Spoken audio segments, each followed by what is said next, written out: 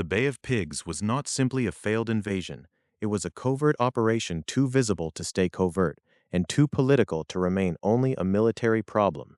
That was the contradiction at the center of the plan. The United States wanted Fidel Castro removed from power, but it also wanted the world to believe that the United States was not openly doing it. The operation was supposed to move through secret channels, through exile organizations, concealed training sites, disguised aircraft, and official denials. But the thing being hidden was not a document in a safe. It was an invasion force. It required ships. It required bombers. It required weapons, landing craft, airfields, supply lines, and men trained for amphibious assault. It required Cuban exiles to cross the water and seize ground on Cuba's southwestern coast. And once those men reached the beach, secrecy would no longer be an internal discipline. It would become a public performance, tested by smoke, prisoners, wreckage, radio reports, and the reaction of the Cuban government. That is why the Bay of Pigs still matters. It exposed a dangerous fantasy of Cold War covert action, that a large military operation could be made deniable if the paperwork, the paint on the planes, and the public language were arranged carefully enough. In April of 1961, that fantasy reached the shore. The plan centered on a Cuban exile force known as Brigade 2506, also called Brigada Asalto 2506. Its members had been recruited and trained under a CIA-organized program that had begun under President Dwight D. Eisenhower and was inherited by the new administration of President John F. Kennedy. Their objective was not merely to raid Cuba and escape. They were meant to land, hold a beachhead, and help create the conditions for a wider revolt against Castro's government. The beachhead was the key. If it survived, the political theory behind the operation might come alive. Anti-Castro Cubans might rise. Cuban elements hostile to Castro might join. A Cuban exile leadership or provisional government might be inserted. The invasion could then be presented not as an American attack, but as the opening move of a Cuban struggle against a Cuban regime. But if the beachhead failed, the theory failed with it. The chosen landing area was the Bay of Pigs, known in Cuba as Bahía de Cochinos, with the battle associated especially with Playa Girón. On a map, it appeared as a place where an exile force might enter the island, away from the most obvious centers of power. On the ground, it posed severe military problems.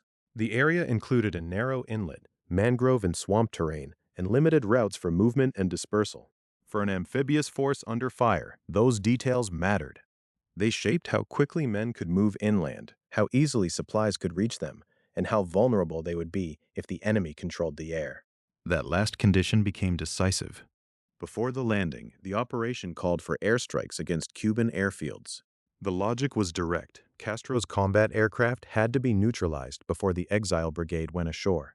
Even a small surviving air force could attack ships, supplies, and men trapped on exposed beaches. For a force trying to hold a narrow coastal position, aircraft overhead could turn a difficult operation into a disaster. On April 15, 1961, B-26 bombers departed Nicaragua and struck Cuban airfields. These were World War II-era aircraft, and they had been painted to appear like planes from Castro's own Fuerza Aérea Revolucionaria.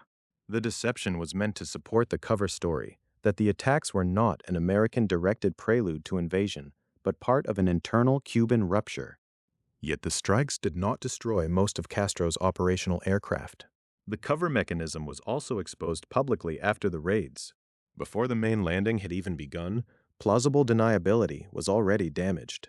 The problem was not only that the airstrikes fell short militarily, it was that the failed deception made the entire operation harder to explain.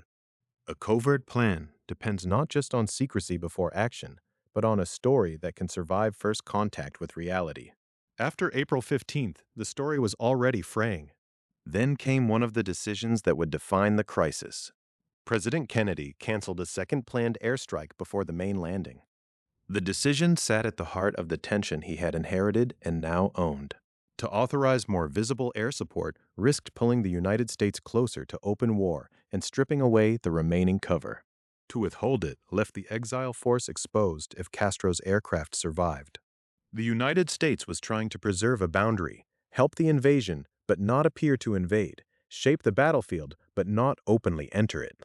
In practice, that boundary became a trap.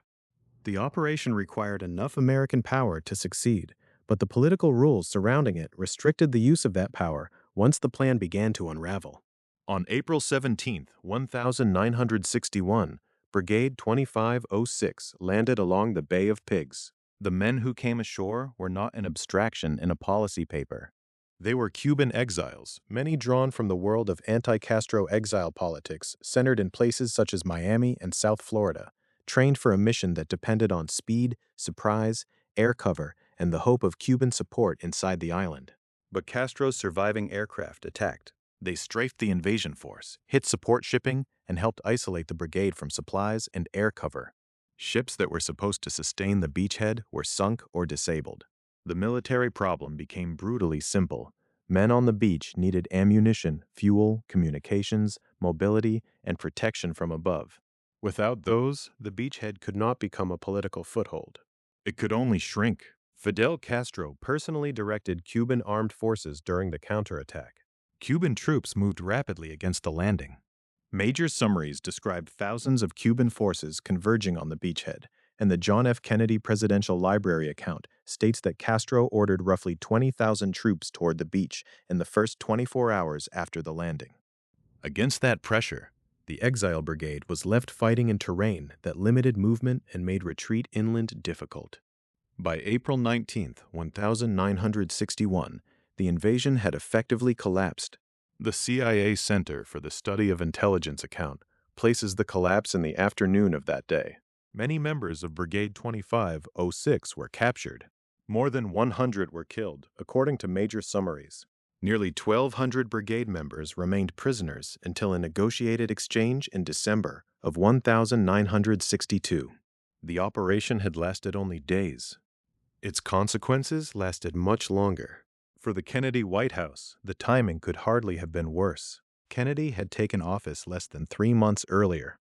He was young, new to the presidency, and already being measured by allies, adversaries, and institutions inside his own government. The Bay of Pigs immediately raised questions about judgment, control, intelligence, and the relationship between covert action and presidential responsibility. The public embarrassment was not separate from the military defeat. It was part of it. The United States had attempted to remain hidden behind exile forces, painted aircraft, and deniable channels. But the scale of the operation made invisibility impossible. Once the landing failed, the world did not see a self-contained Cuban exile uprising. It saw a United States-backed attempt to overthrow Castro that had collapsed in public view. The failure led to high-level reviews, including an inquiry led by General Maxwell Taylor. It contributed to the departure of CIA Director Allen Dulles and Deputy Director for Plans Richard Bissell. Inside the CIA, Inspector General Lyman B. Kirkpatrick, Jr. produced a postmortem that criticized planning, intelligence, staffing, and communications with the White House. Those investigations mattered because they treated the disaster not simply as a battlefield defeat, but as a system failure. Yet the Bay of Pigs did not end United States efforts against Castro. Later in 1961, the Kennedy administration moved toward a new covert anti-Castro program, Operation Mongoose. In that sense, the failed invasion became both a warning and a prelude. It deepened Cuban fears of another United States-backed attack, intensified hostility between Washington and Havana, and helped shape the road toward the Cuban Missile Crisis. But before the aircraft, the beachhead, the prisoners, and the inquiries, there was the question of Cuba itself. Why had the island become so central to United States policy? Why did Washington see Castro not merely as a revolutionary leader nearby, but as a strategic and political challenge that demanded secret action? To understand why a hidden file became an invasion plan, the story has to move back to the fall of Fulgencio Batista, the rise of Fidel Castro, and the rapid transformation of Cuba after the revolution. The question of Cuba was not abstract in Washington. It was close enough to Florida to make every political change feel immediate, and by the end of the 1950s, the island had moved from familiar neighbor to urgent problem. The fall of Fulgencio Batista did not simply replace one Cuban leader with another. It changed the frame through which United States officials understood the Caribbean, the Cold War, and the limits of American influence close to home. Before the revolution, Cuba had been tied to the United States by geography, commerce, travel, and political habit. That older relationship did not mean the island was stable, or that Cuban politics were merely an extension of Washington's preferences. But from the American side, Cuba had long seemed part of a regional order the United States could understand and, when necessary, shape. Batista's government fit within that world more comfortably than the movement that overthrew him. Fidel Castro's rise after the Cuban Revolution in 1959 unsettled that assumption. He came to power as the figure most closely identified with the revolutionary victory over Batista and bad all fix. To many Cubans, that victory carried hopes of national renewal and a break with the corruption and repression associated with the old regime. To Washington, the same victory soon became harder to read, then harder to tolerate. The speed of the change mattered. Castro did not arrive as a conventional caretaker who would restore the old alignment with a new face. His government moved Cuba away from its earlier close relationship with the United States. That movement was political, strategic, and symbolic all at once. It suggested that a revolutionary government, only a short distance from the American coast, might not accept the expectations that had shaped United States policy in the region. In the Cold War, symbolism could become strategy. A government that openly resisted American pressure could inspire other movements, attract outside support, and challenge the idea that Washington's influence in the hemisphere was secure. That is why Cuba became more than a bilateral dispute. It was not only a quarrel over one island's future. It was a test of whether a revolutionary government could survive near the United States after breaking with the older pattern of dependence. For American officials, the problem was sharpened by the people around Castro. Raúl Castro, Fidel's brother, was part of the revolutionary leadership that would become central to the new Cuban order. Che Guevara, another prominent figure of the revolution, represented its international and militant image. These names mattered because they gave the revolution a recognizable cast. Washington was not dealing with an anonymous upheaval. It was watching a new political leadership consolidate power, speak in a language of revolution, and place Cuba on a path that looked increasingly hostile to United States interests. That perception became the background against which every later decision was made. When officials in Washington looked at Havana, they did not see only a domestic Cuban transformation. They saw a government that might become a permanent strategic challenge in the Caribbean. They saw a public defeat for the old assumption that the United States could count on friendly governments nearby. And they saw the possibility that Castro's survival would carry consequences beyond Cuba itself. At the same time, the revolution created a human and political counterforce outside Cuba. Cubans who opposed Castro began to gather in exile, many of them in South Florida and especially in the Miami area. Their opposition came from different experiences and expectations. Some had broken with the revolution. Some had never accepted Castro's direction. Some feared what the new government would become. For Washington, these exiles became important because they offered something a direct American operation could not easily provide: Cuban faces, Cuban voices, and a claim that the struggle against Castro was not simply imposed from outside. This was the beginning of a crucial distinction. If the United States acted openly against Cuba, the consequences would be immediate and international. But if anti-Castro Cubans could be organized, trained, and presented as the visible force of opposition, then American officials could imagine another route. The United States might support a challenge to Castro while attempting to keep its own role deniable. The exile community therefore became more than a population displaced by revolution. It became a political instrument inside the developing logic of covert action. That logic would later be tested at the Bay of Pigs, but it began earlier, in the way Washington interpreted Cuba after Batista. Castro's government appeared to be moving too far, too fast, and too independently. The exile opposition appeared to offer a possible lever. Between those two judgments, the outline of a secret policy began to form. Manuel Artim would become one of the Cuban exile figures associated with the story. His name belongs in this early background because the plan that eventually led to the invasion required more than weapons and landing craft. It required Cuban political figures who could help give the operation a national identity.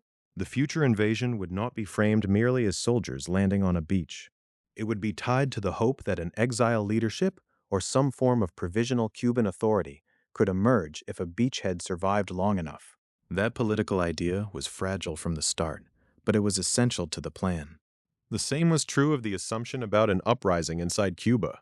From the perspective of the operations planners, the exile force did not need to conquer the whole country by itself. The theory was that a landing could open space for anti-Castro elements to rise, defect, or join the invaders. That theory depended on a particular reading of Cuban politics, that opposition existed in sufficient strength, that Castro's control could be shaken, and that the presence of armed exiles on Cuban soil would ignite a wider movement. But after Batista, Cuba was not simply waiting for a return to the old order. Castro had revolutionary legitimacy among many supporters, a disciplined leadership, and the ability to portray armed opposition as a defense of the revolution against outside interference. That was the political danger Washington had to confront, and the operational danger the exile plan would later underestimate. A force claiming to liberate Cuba could also be depicted by Havana as the spearhead of a foreign-backed attack. This tension would haunt the entire operation. The United States wanted Castro gone, but it did not want the invasion to look like a United States invasion. It wanted Cuban exiles to serve as the visible center of the effort, but the exiles depended on American organization, training, supply, and planning. It wanted a popular uprising to validate the landing, but it could not guarantee that Cubans inside the island would respond in the way the plan required. By early 1960, these concerns had become more than informal frustration. Cuba had moved from being a troublesome neighbor to a covert action target. The men around President Dwight D. Eisenhower were now thinking not only about diplomatic pressure, but about mechanisms, how to organize opposition, how to train exiles outside public view, and how to create a Cuban instrument strong enough to challenge Castro while still allowing the United States to deny direct control. That was the road from Batista's fall to the secret file. The Cuban Revolution produced a new government in Havana. The new government pulled away from the older relationship with Washington. Anti-Castro exiles offered a possible channel for resistance. And in the pressure chamber of the Cold War, those elements began to harden into policy. The next decisive step did not begin on a Cuban beach. It began inside the Eisenhower administration with a directive in March 1960 that moved the problem of Castro into the hands of the CIA. By March 1960, the question of Cuba had moved from alarm to assignment.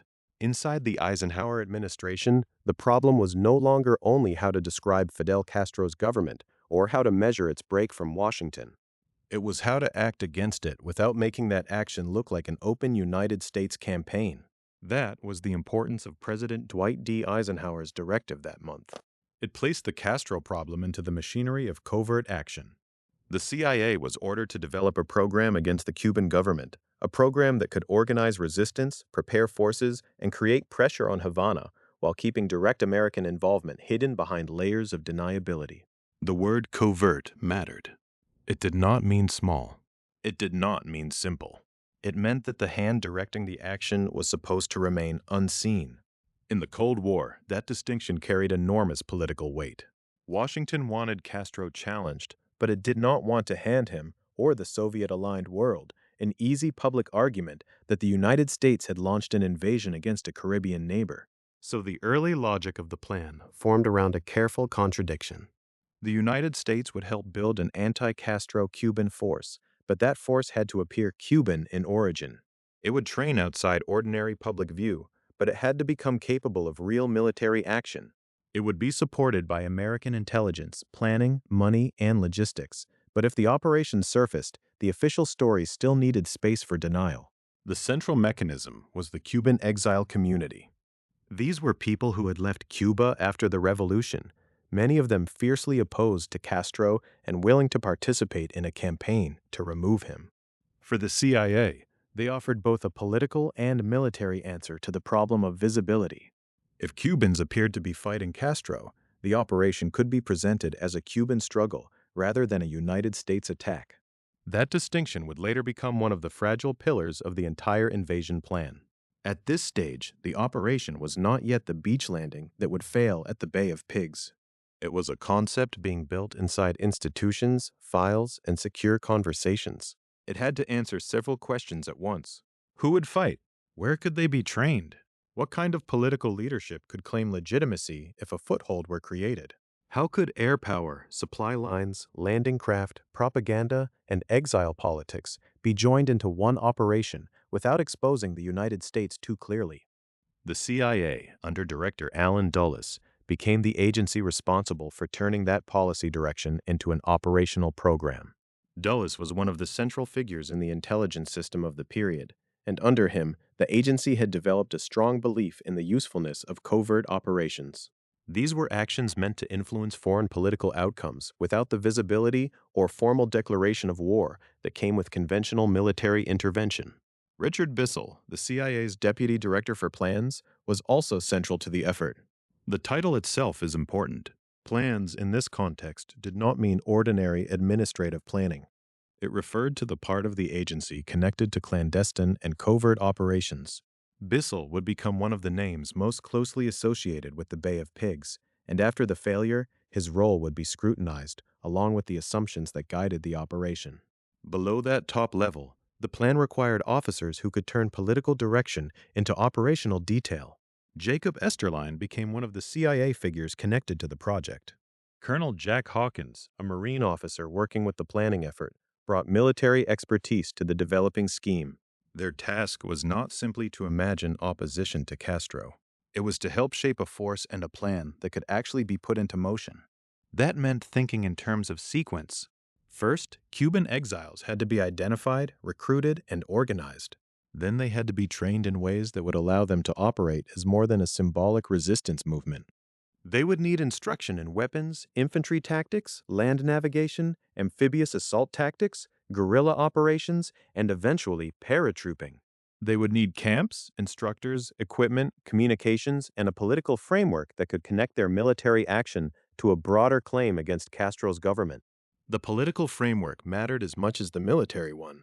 A group of armed exiles landing on a Cuban beach could not, by itself, replace a government. The plan depended on the idea that a landing could become a trigger.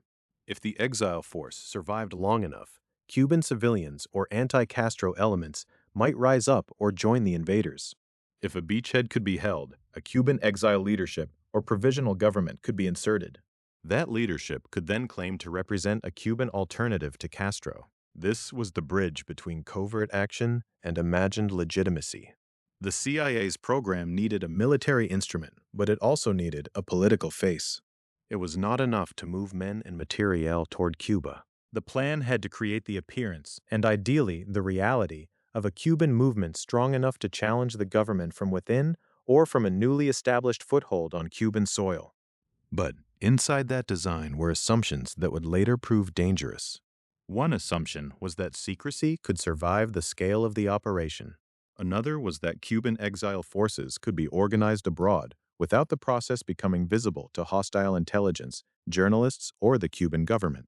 Another was that Castro's opponents inside Cuba were prepared to act at the decisive moment. Still another was that the United States could provide enough support to make the operation succeed, while holding back enough support to preserve deniability. The early plan was therefore built on a narrow ledge. Too little American support, and the exile force might be isolated.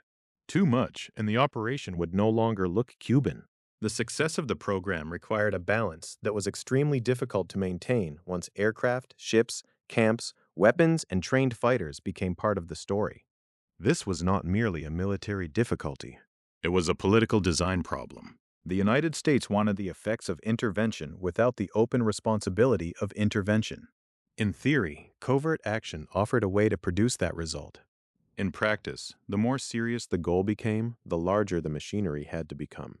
A program that began as a secret file would need people, places, routes, cover stories, and eventually a combat plan. Every added piece made the operation more capable, but also more visible. Eisenhower's directive did not by itself produce the final Bay of Pigs plan. The operation evolved after March 1960 and would later be inherited by John F. Kennedy. But the directive was the decisive opening of the file. It authorized the CIA to move beyond watching Cuba and into organizing action against Castro. That decision created the institutional path that Kennedy would confront when he entered office. By the time the operation reached the Kennedy administration, it already had momentum. Men had been recruited. Training arrangements were being created. CIA officials had invested the plan with time, personnel, and expectation. The incoming president did not receive a blank page. He inherited a developing covert program with a political objective, a military concept, and a promise that direct United States involvement could remain deniable. That inherited momentum became one of the quiet pressures in the story. Plans inside government do not move only because one person orders them forward each day. They gather internal advocates. They acquire schedules and assumptions.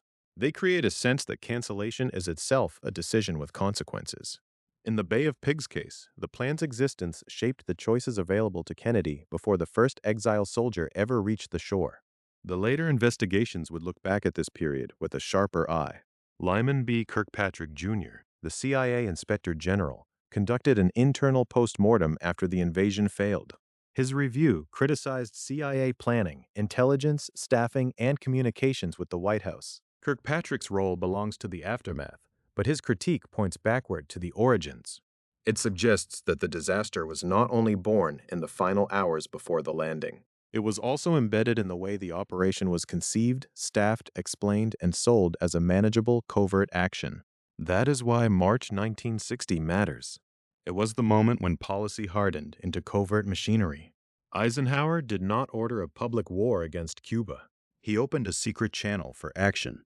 The CIA, led by Allen Dulles and driven through figures such as Richard Bissell, Jacob Esterline, and Colonel Jack Hawkins, began turning anti-Castro exile energy into an organized instrument. The plan still needed a force. It needed men who could be trained, equipped, and prepared to land in Cuba under a Cuban banner. It needed places hidden from ordinary view, from South Florida to camps outside the United States. It needed a brigade that could carry the political hopes of the operation onto a real beach. The secret file had been opened. Now it had to be filled with names, weapons, training schedules, and men willing to return to Cuba by force. The secret file had been opened, but a file could not land on a beach. It could not hold a road junction, unload ammunition, or survive under aircraft fire. If the plan against Fidel Castro was going to move beyond paper, it needed a Cuban force large enough to appear politically meaningful and disciplined enough to fight as a military unit. That force became Brigade 2506, also known as Brigada Assalto 2506. Its creation was one of the central acts of the Bay of Pigs story because it turned exile anger into an organized instrument of war. Many of the men came out of the Cuban exile world that had grown in and around Miami after the revolution. South Florida was not simply a backdrop. It was a gathering place for people who had fled the new order in Havana, people who believed Castro had taken Cuba into a future they could not accept, and people who still imagined return not as memory, but as mission.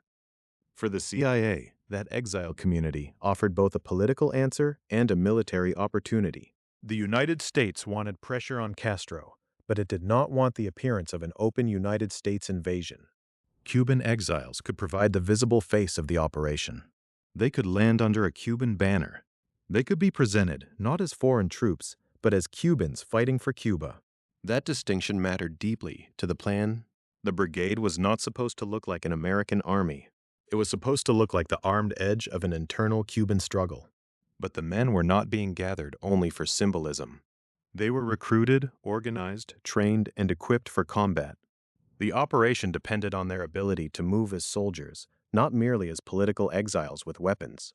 They had to be prepared for the mechanics of an amphibious landing, the confusion of combat, and the possibility that the first hours ashore would determine everything that followed. The training reflected that reality.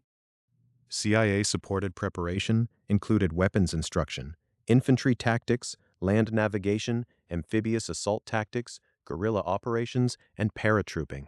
Those categories tell us a great deal about the ambition of the plan. This was not a small propaganda raid designed only to make noise and disappear. It was a force being prepared to enter Cuban territory, seize ground, survive contact, and create a beachhead that might be transformed into something larger. Weapons training was the most basic layer. The brigade had to know how to handle the arms it would carry into Cuba, how to fire, reload, maintain, and operate under stress. But weapons alone did not make an invasion force. Infantry tactics taught men how to move in small units, how to advance, defend, take cover, and respond when plans broke apart under fire. Land navigation mattered because once ashore, especially in difficult terrain, the brigade would need to move without the certainty of clear roads, familiar landmarks, or calm conditions. Amphibious assault training was even more important. The Bay of Pigs plan required men to arrive from the sea and land on hostile ground. That meant coordination between ships, landing craft, supplies, and troops. It meant understanding that a beach was not a destination. It was a dangerous threshold. The force had to get off the water, secure the landing area, bring in ammunition and equipment, and push far enough inland to prevent itself from being trapped at the shoreline. The inclusion of guerrilla operations training revealed another assumption built into the plan. If the landing produced momentum, the brigade might connect with anti-Castro elements inside Cuba or help create conditions for resistance to grow. The planners expected that Cuban civilians, or at least organized anti-Castro groups, might rise up or join the invaders after the landing. Guerrilla training fit that expectation. It suggested a war that might begin with an amphibious assault, but widen into irregular resistance against Castro's government. Paratrooping added still another layer. The operation was not imagined as a single line of men stepping from boats onto sand. It involved multiple military skills meant to support a broader campaign. Airborne training implied insertion, disruption, and coordination beyond the immediate surf line. The exile force was being shaped into something flexible enough, at least in theory, to support a political military shock inside Cuba. The key phrase is "in theory." The brigade's training was real. The risks the men accepted were real. But the success of the plan depended on more than their courage or preparation. It rested on a chain of assumptions that would have to hold under pressure. If even one major link failed, the brigade could be isolated. The first assumption concerned Cuban reaction. The men of Brigade 2506 were expected to be more than invaders. They were expected to become a catalyst. Their landing was supposed to signal that Castro could be challenged on Cuban soil. If civilians rose, if anti-Castro networks joined, if elements inside Cuba moved quickly enough, then the brigade might become the visible beginning of a larger revolt. That expectation was politically useful because it supported the idea that the operation was Cuban in character. But it was also militarily dangerous. A force that expects reinforcement from popular uprising is vulnerable if that uprising does not arrive. The brigade could be trained for combat, but it could not manufacture a national reaction on command. The second assumption concerned air power. The original plan called for airstrikes against Cuban air bases before the landing, intended to neutralize Castro's air force. This mattered because an amphibious force is especially vulnerable while it is landing and unloading. Ships carrying men, ammunition, fuel, and supplies are exposed. Troops on a beach have limited cover. If enemy aircraft survive, even a small number can have an outsized effect. The brigade was therefore tied to events it could not fully control. Its survival depended in part on whether the air campaign could destroy enough of Castro's operational aircraft before the main landing. If the skies were not controlled, the beachhead could become a target, and the ship supporting it could become the weak point of the entire operation. The third assumption concerned speed. The brigade had to move quickly from landing to consolidation. A beachhead is not yet a political foothold. It becomes one only if it holds, expands, and can be recognized as a durable piece of territory. The planners imagined that if the exile force could secure ground, a Cuban exile leadership or provisional government could be inserted. That political concept required time, space, and some measure of protection. In other words, the brigade had to perform a military task quickly enough to make a political task possible. This is where the Bay of Pigs plan becomes especially fragile. The men were being trained for a real landing, but the purpose of that landing reached beyond normal battlefield objectives. They were not only supposed to survive, they were supposed to create a visible alternative to Castro's government. They were not only supposed to fight, they were supposed to trigger a sequence that would make the operation look less like an invasion organized by the CIA and more like the first act of Cuban liberation. For the exile recruits, that distinction may have felt less important than the chance to return. Many had left Cuba with the conviction that Castro's rule was not permanent and that armed action might still reverse the revolution's direction. Their participation carried personal stakes that cannot be reduced to planning charts. They were not anonymous pieces on a Cold War board. They were Cubans preparing to fight other Cubans over the future of the island. For Washington and the CIA, however, their Cuban identity served an operational purpose. It helped preserve the structure of deniability. The United States could train and support the force from behind the curtain, while the men themselves would stand in front of the world as the apparent authors of the campaign. That arrangement created a moral and strategic burden. The brigade was expected to carry the visible risk of an operation whose invisible architecture extended into American intelligence channels. If the plan worked, the exile force could be celebrated as the spearhead of a Cuban uprising. If it failed, those same men could be left exposed on Cuban beaches while officials in Washington debated how far the United States could go without admitting what it had done. The organization of Brigade 2506 therefore reveals one of the deepest contradictions in the operation. The brigade had to be strong enough to fight, but not so openly American-supported that it destroyed the fiction of plausible deniability. It had to be Cuban enough to carry political legitimacy, but supported enough by the CIA to attempt an amphibious assault. It had to appear as the instrument of an internal struggle, while depending on external planning, training, and logistics. This was not a symbolic exile committee. It was a military formation built for a landing. Its members learned weapons, movement, navigation, amphibious tactics, guerrilla methods, and parachute skills because the plan required more than a gesture. It required men to cross water, enter Cuba, and hold ground long enough for history to change around them. But training could only prepare the brigade for the tasks assigned to it. It could not guarantee that Cuban civilians would rise. It could not guarantee that Castro's aircraft would be destroyed. It could not guarantee that a beachhead would become a government in waiting before Cuban forces closed in. By the time Brigade 2506 took shape, the invasion was already becoming too large to be merely secret and too dependent to be fully deniable. The force now existed. The men had been recruited. The skills were being taught. The idea of return by arms had moved from exile conversation into operational reality. And behind that reality was a hidden geography, islands, camps, airfields, and staging grounds that allowed the operation to grow while official Washington still tried to keep it in the shadows. The brigade had taken shape, but its preparation did not belong to one place. It lived across a scattered map, partly in South Florida, partly offshore, partly in Central America, and partly inside the guarded language of classified planning. The geography of the Bay of Pigs operation was never just background.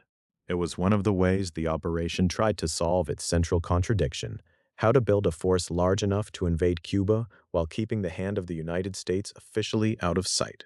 That contradiction could be seen on Useppa Island, a private island off Florida that the CIA secretly leased during the preparation for the operation.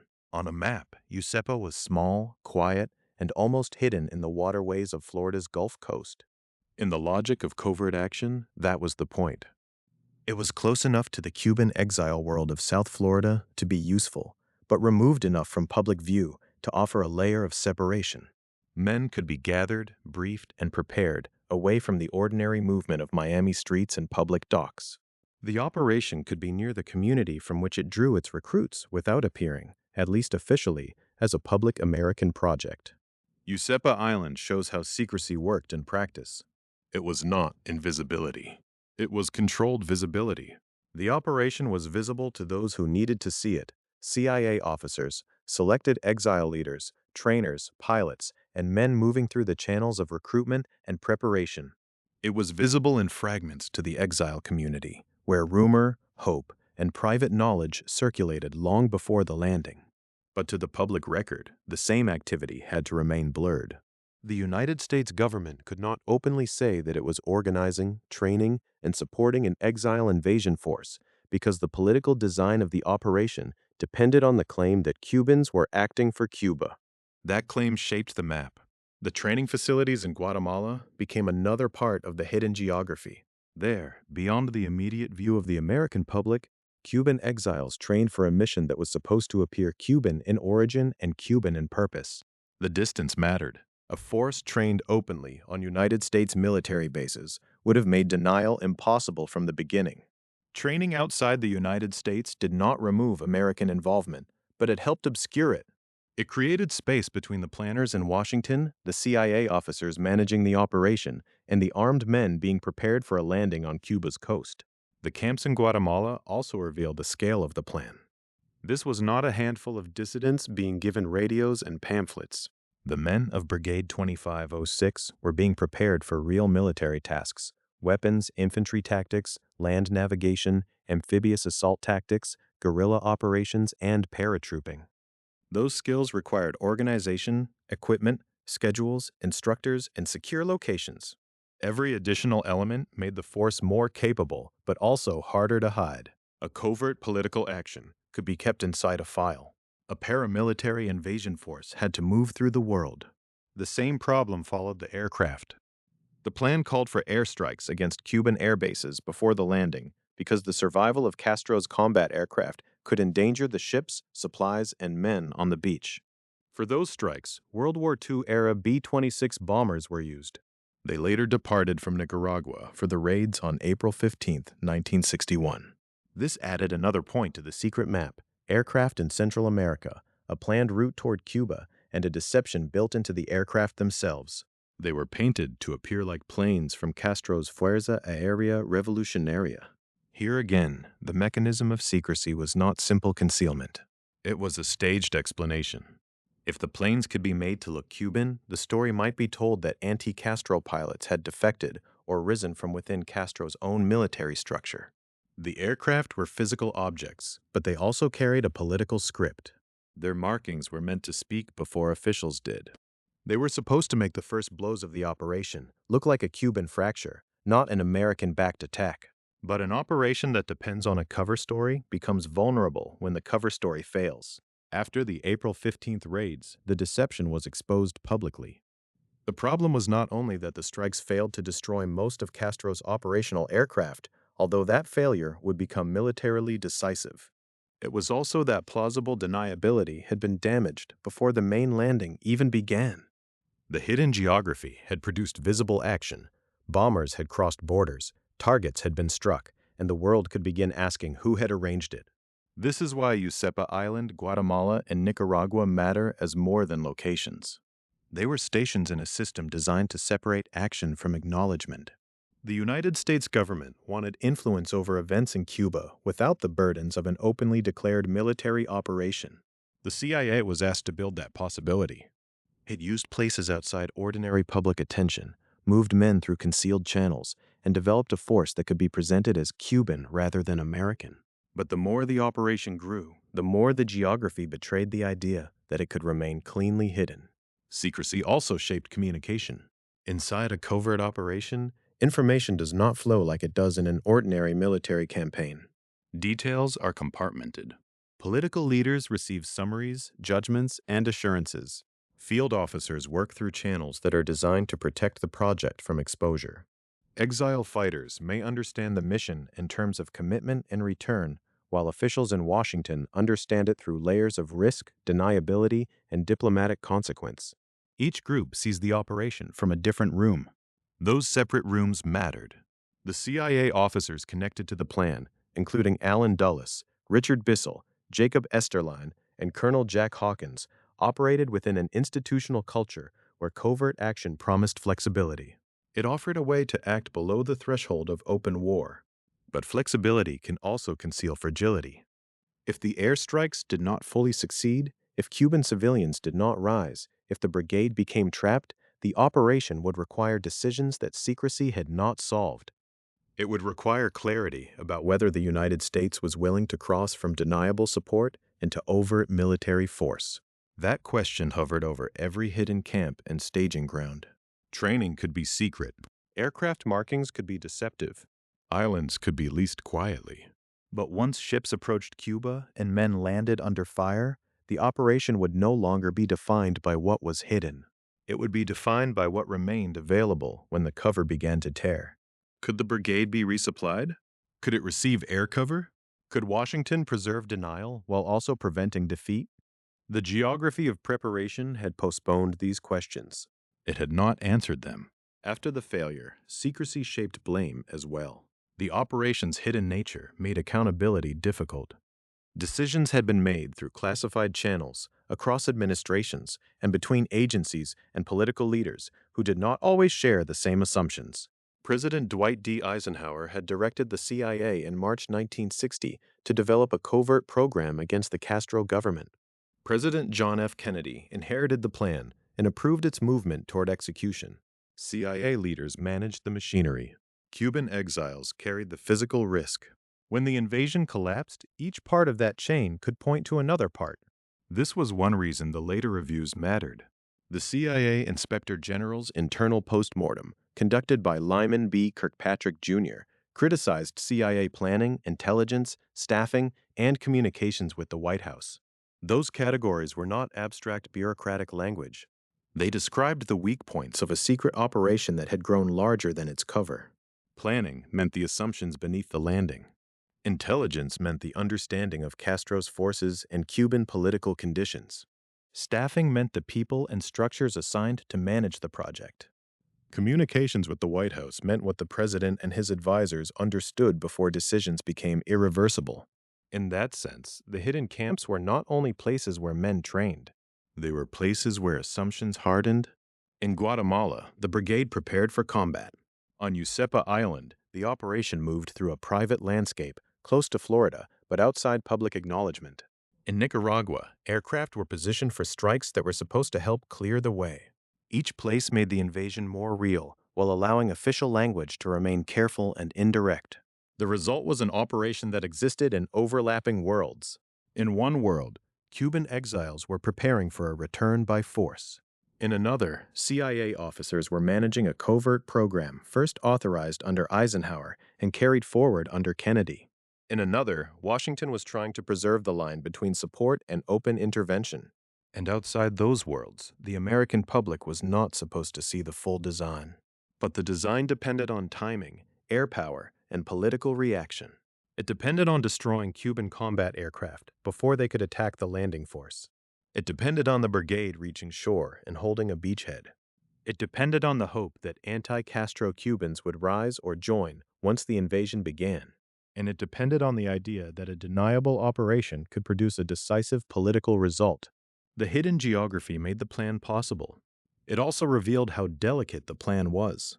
An island off Florida, camps in Guatemala, and aircraft launching from Nicaragua could prepare the pieces. They could not guarantee that those pieces would fit together under fire.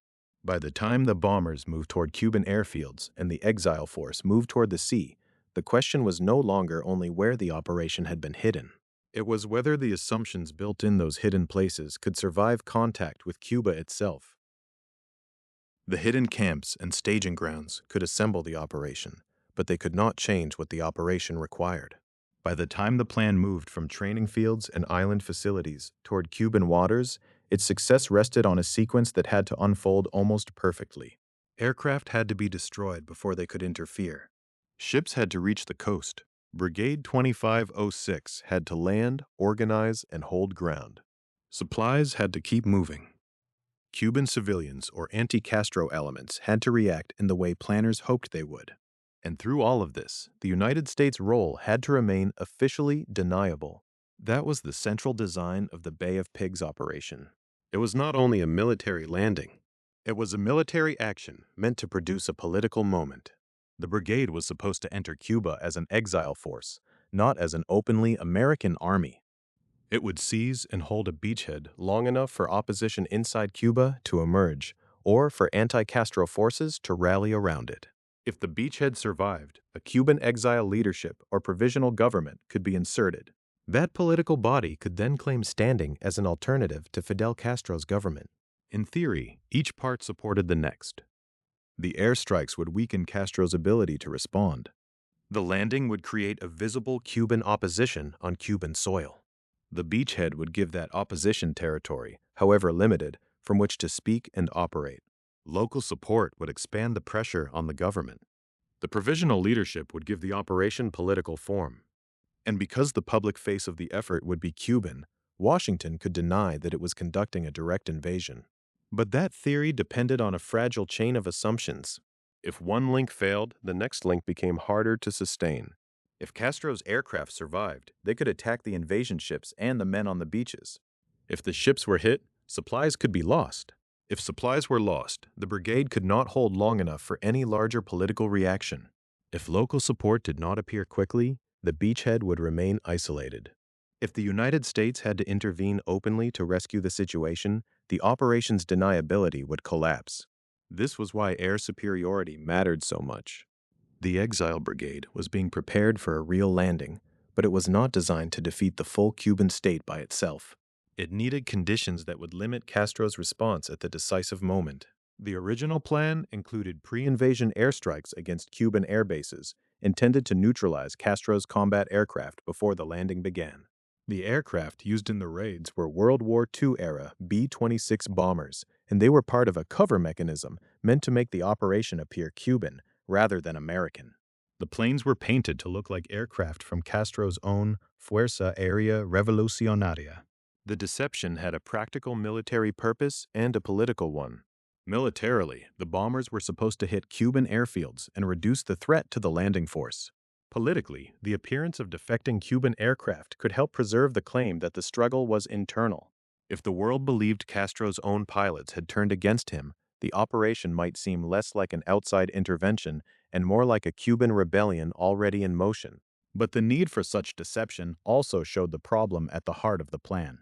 An amphibious landing required ships, aircraft, ammunition, trained troops, coordination, and timing. Those things were difficult to hide. The operation depended on a battlefield effect that was hard to achieve secretly, the destruction of an enemy air force. It also depended on a political effect that could not be manufactured by airstrikes, visible Cuban support for the invaders once they were ashore. The brigade's role was therefore double. It was a fighting force and a symbol. Its members had trained in weapons, infantry tactics, land navigation, amphibious assault tactics, guerrilla operations, and paratrooping. They were expected to take ground and defend it, but their presence on Cuban soil was also meant to send a signal. The planners believed that a landed exile force might draw anti-Castro elements out of hiding, inspire defections, or ignite an internal uprising. The brigade was supposed to be the spark. That expectation was one of the most important assumptions in the operation. It treated Cuba as a country where opposition to Castro existed in a form that could rapidly become military or political action once an invasion began. In that view, the beachhead did not have to remain only a beachhead. It could become a magnet. It could pull together civilians, underground networks, disaffected soldiers, and exiles returning by force. The landing would not overthrow Castro by itself. It would open a door through which a wider rebellion might pass. The danger was that the timeline for such a reaction was extremely narrow. A beachhead under attack does not have unlimited time to wait for politics to catch up. Men need ammunition, food, medical supplies, communications, and routes of movement. Ships must be able to unload. Aircraft must not be allowed to dominate the shoreline. Roads and land must be usable. Commanders need information about where friendly and hostile forces are moving. If the expected uprising did not appear quickly, the brigade would still have to survive as a conventional force against Castro's army, militia, and air power. That made the landing zone central to the whole concept. The selected coast had to be reachable by the invasion force, defensible enough for the brigade to hold, and suitable for bringing in supplies. It also had to support the larger political design. A beachhead that was too exposed could be destroyed before it mattered. A beachhead that was too isolated could fail to connect with internal opposition. A beachhead without secure supply lines could become a trap. In a plan built around momentum, geography was not a technical detail. It shaped what was politically possible. Timing was just as critical. The airstrikes, the landing, the arrival of supplies, and the hoped-for political response all had to align. The operation could not afford a long pause between the destruction of Cuban aircraft and the arrival of the brigade. It could not allow surviving Cuban aircraft to regroup. It could not allow Castro's forces to seal off the landing area before the exile troops had organized themselves.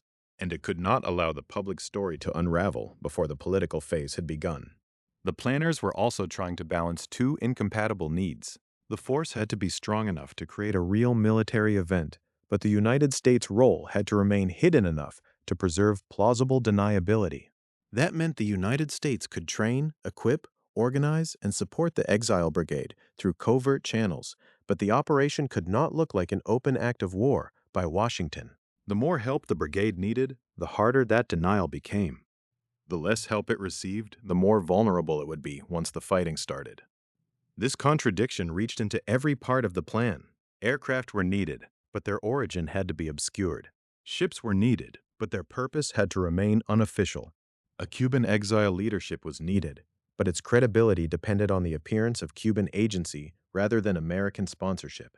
The brigade needed the United States to make the operation possible, but the political concept required the brigade to appear as the front edge of a Cuban movement. For President John F. Kennedy, who inherited the operation after President Dwight D. Eisenhower had directed the CIA to develop the covert program in March 1960, the plan arrived with momentum already behind it. CIA leaders, including Allen Dulles and Richard Bissell, had overseen the development of a project that had grown from a covert file into a force with men, aircraft, ships, and training bases. Jacob Esterline and Colonel Jack Hawkins were among the planning figures tied to its military development. The new administration faced a plan that was already far beyond theory, but still dependent on uncertain predictions about what would happen once the first shots were fired. The CIA's later internal post-mortem, conducted by Lyman B. Kirkpatrick Jr., would criticize planning, intelligence, staffing, and communications with the White House.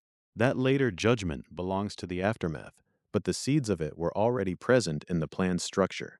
The concept required accurate intelligence about Cuban military strength, Cuban civilian attitudes, the readiness of exile forces, and the likely speed of Castro's response. It also required clear communication between the planners and the policymakers about what the operation could and could not do without overt United States military support.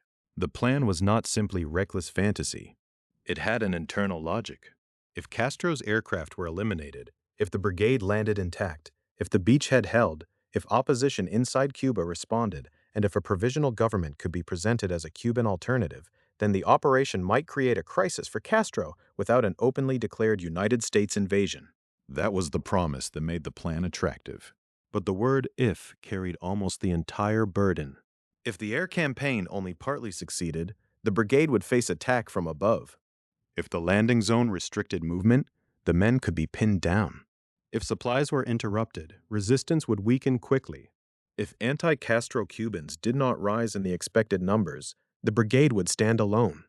If Washington refused to cross the line into open intervention, the exile force would have to bear the consequences of a covert plan and an overt battle. This was the plan as it approached Cuba: ambitious, carefully prepared in some respects, and dangerously dependent in others. It tried to turn a beach landing into a national revolt. It tried to use exile soldiers as both military force and political evidence. It tried to remove a government while denying that the most powerful government behind the effort was truly involved. For the plan to work, the beachhead had to become more than sand, road, swamp, and shoreline. It had to become a stage on which a new Cuban authority could appear.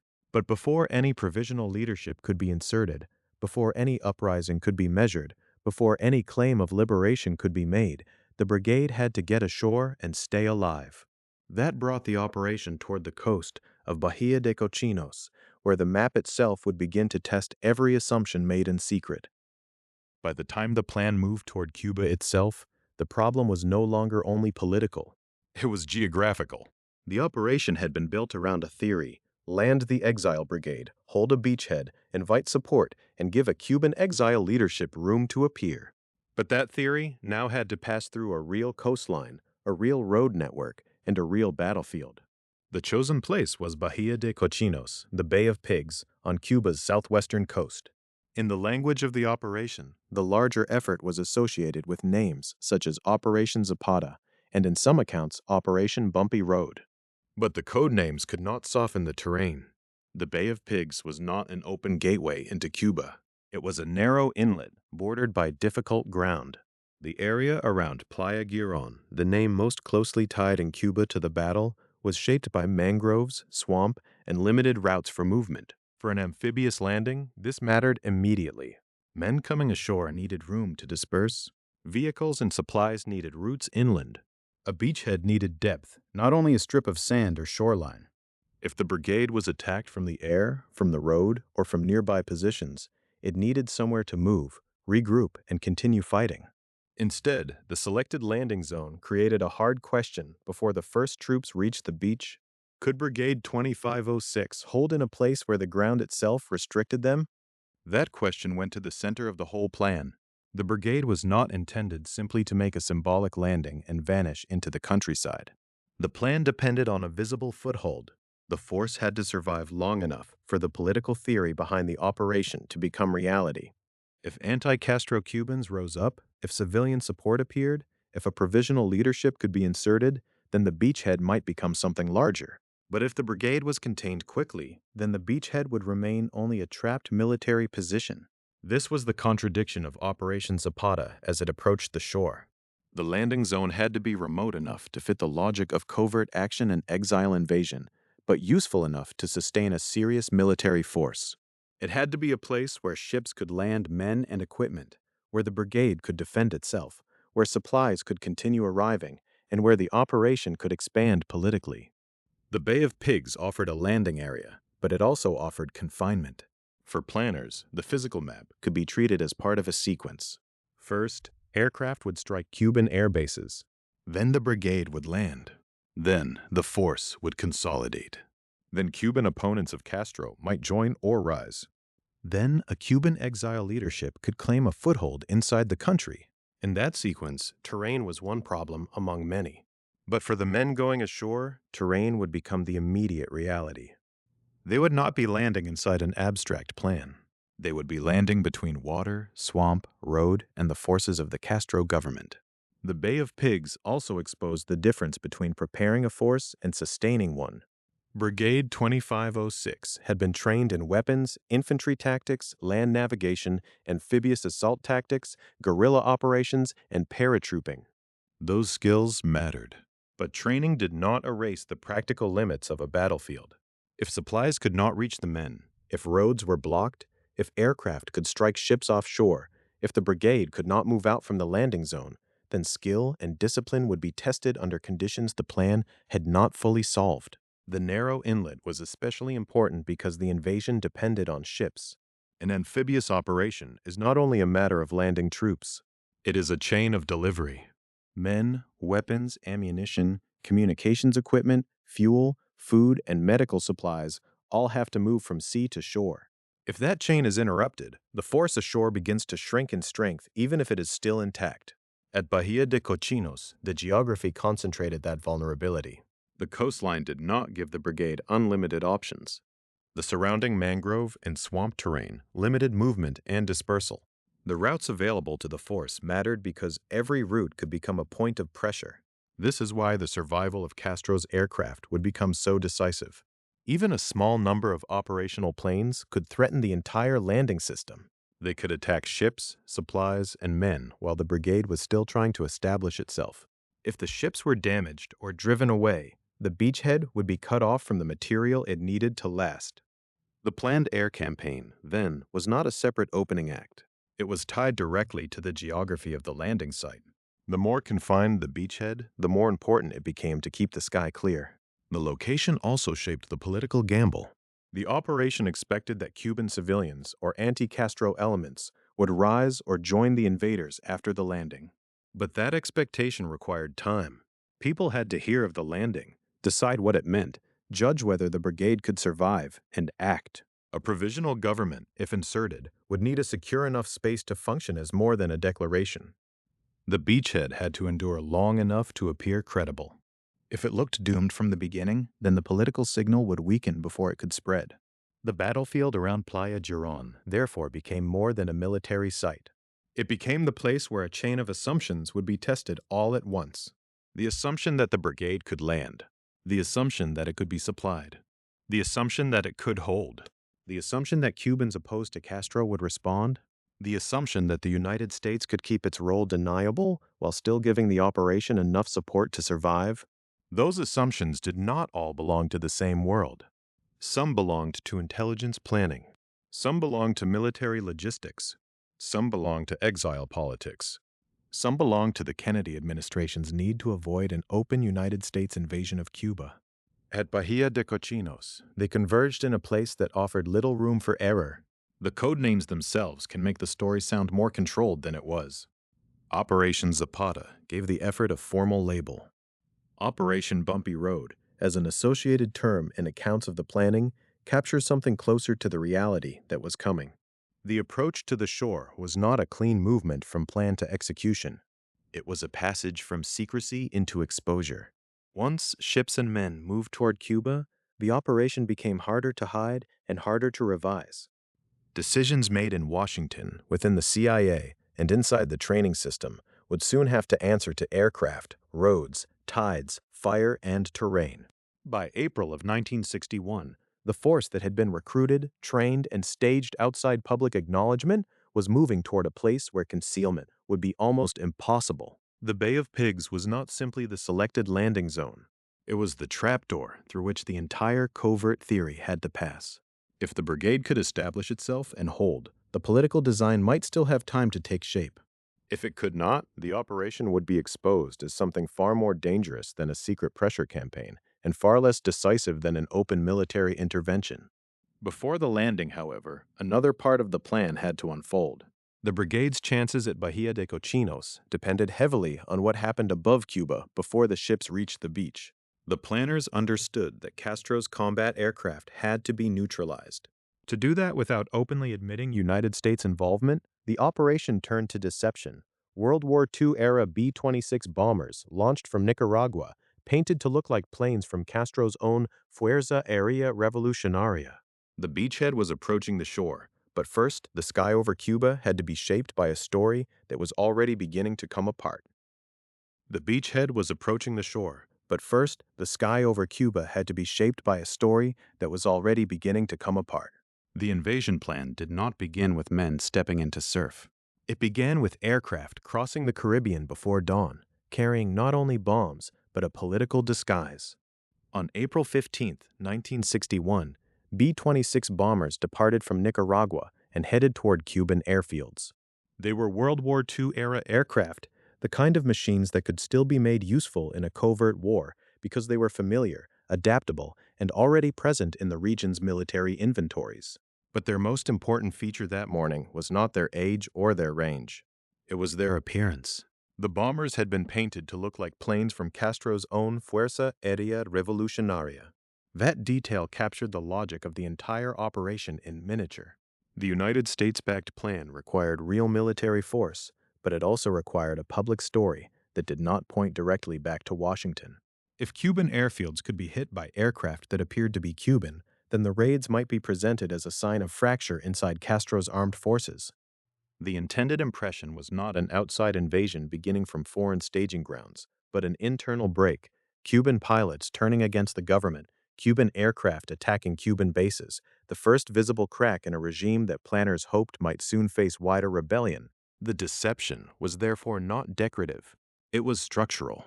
It was meant to protect plausible deniability at the very moment when the operation became impossible to keep fully hidden. Aircraft leave evidence. Airfields burn in public.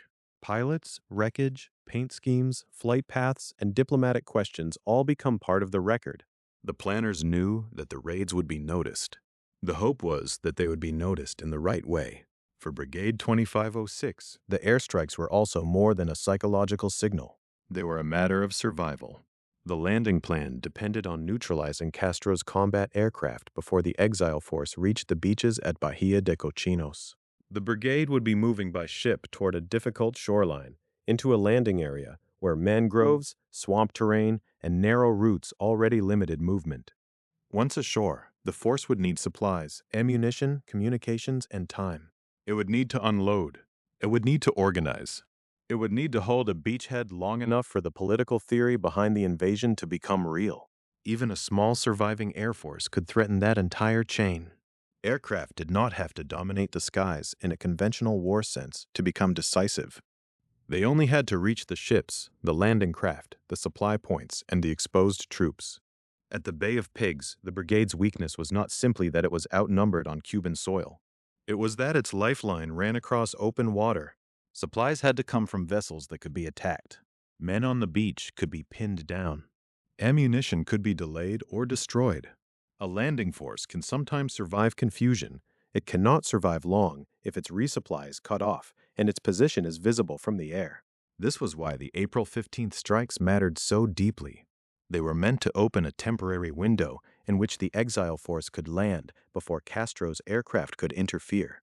The bombers were supposed to damage or destroy Cuban combat aircraft on the ground, reducing the danger before it could rise into the air. The raids were also supposed to help build momentum, a sudden blow against Castro's airfields, followed by the approach of the exile force, followed by the appearance of a beachhead that could claim to represent a Cuban alternative. But the plan required the air attack to be both effective and deniable. It had to do enough military damage to protect the landing, while leaving behind a political explanation that outsiders could believe, or at least not immediately disprove. That was an unstable combination. The bombers struck Cuban airfields, but the attacks failed to destroy most of Castro's operational aircraft. This was the first great practical failure of the invasion phase. The plan did not require the Cuban air arm to be large in order to be dangerous. It required it to be silent, grounded, or destroyed. When most of the operational aircraft survived, the coming landing changed character before it even began. The brigade was still moving toward the beach, but the sky above that beach had not been secured. The difference between damaged and neutralized became crucial. A raid could leave craters, smoke, wreckage, and the appearance of success. It could satisfy the need to show action. But if enough aircraft remained flyable, then the main danger had only been postponed. The surviving Cuban planes would still be available when the ships approached, when supplies were being unloaded, and when the brigade needed protection most. In that sense, the April 15th strikes created a dangerous illusion. They showed that the operation had begun. They demonstrated that the CIA-backed apparatus could project force from Nicaragua to Cuban targets. They fit the timetable of Operation Zapata and the pre-invasion sequence. But they did not achieve the clean military result on which the next phase depended. The painted bombers also failed in their other task, preserving the cover story. After the raids, the mechanism of deception was exposed publicly. The aircraft had been made to appear like planes from Castro's Fuerza Aérea Revolucionaria, but the disguise could not carry the weight placed upon it. Once the strikes occurred, the official story faced immediate scrutiny. The very thing that was supposed to make the attack look Cuban-made instead drew attention to the artificial nature of the operation. A covert action had entered the visible world, and the visible world began asking questions. This mattered before the landing because plausible deniability was not just a diplomatic preference. It shaped what President John F. Kennedy's administration was willing to do, what it was willing to admit, and how far it could go without crossing into open United States military intervention. The invasion was designed to place Cuban exiles at the front of the story, but the April 15th raids made it harder to maintain that separation. If the aircraft deception looked manufactured, then the wider claim of non-involvement became more fragile as well. The result was a narrowing of options at the worst possible time. The military problem had not been solved. Castro's Air Force still had operational aircraft. The political problem had worsened. The cover story had been damaged in public. The raid had announced that something larger was underway, but it had not created the conditions needed for that larger thing to succeed. There was also a quieter, institutional consequence. The CIA had constructed a mechanism that depended on secrecy, timing, and an interpretation of events that outside observers might accept. But once the painted bombers became part of the public controversy, the operations planners could no longer control the meaning of what had happened. Their explanation had to compete with evidence, suspicion, and the obvious fact that an attack on Cuban airfields served the interests of the exile invasion force assembling offshore. The contradiction at the center of the Bay of Pigs was now fully visible. A covert operation had used military tools too large to remain convincingly hidden. It needed air superiority, but could not openly use United States power to guarantee it. It needed a Cuban face, but relied on foreign staging grounds, foreign organization, and a deception that collapsed under examination. It needed to look like the beginning of an internal revolt, but the machinery behind it was already showing through. For Fidel Castro, the raids were a warning. His forces now knew that an attack was underway and that Cuban airfields were part of the opening phase. The surviving aircraft became even more important because they were not merely remnants of a failed target set. They were now active instruments in the defense of the island. The exile brigade had not yet landed, but one of the most important contests of the invasion had already been lost. For the men of Brigade 2506, the consequences would come later and more directly. The airstrikes of April 15th were supposed to reduce the danger they would face on the beaches. Instead, the brigade would approach Bahía de Cochinos, with Castro's air capability still alive. Its ships and supplies would remain vulnerable. Its beachhead would have to be built under conditions the plan had tried to prevent. And for Kennedy, the failed deception and incomplete destruction of Cuban aircraft created the next critical dilemma. A second airstrike had been planned before the main landing. After April 15th, that strike became more important militarily because the first attack had not finished the job. But it also became more dangerous politically because the cover story had already been damaged. The question was no longer simply whether another raid could help the brigade. It was whether authorizing it would pull the United States closer to the open war the operation had been designed to avoid. The painted bombers had crossed the Caribbean to make the invasion possible, while keeping its sponsor in shadow. Instead, they left the invasion exposed in two directions at once, not strong enough to control the skies and not hidden enough to preserve the fiction. Before the first exile troops reached the sand, the operation had already entered the narrow space between covert action and overt commitment. That was the space in which Kennedy now had to decide whether the next airstrike would fly. That was the space in which Kennedy now had to decide whether the next airstrike would fly. The first raids had damaged Cuban airfields, but they had not done what the operation required. Castro's combat aircraft had not been fully neutralized. The exile brigade was still at sea, moving toward a landing that depended on supplies, ships, and air cover. And above that entire movement hung the question that had shadowed the plan from the beginning. How far could the United States go while still insisting that this was not an American invasion? The second strike mattered because the first strike had failed to settle the air problem. The plan had always assumed that the landing force could not be left exposed to Castro's aircraft. Even a small surviving air arm could become decisive if it could attack vessels offshore, ammunition and fuel on the beach, or men trying to organize themselves in the first hours after landing.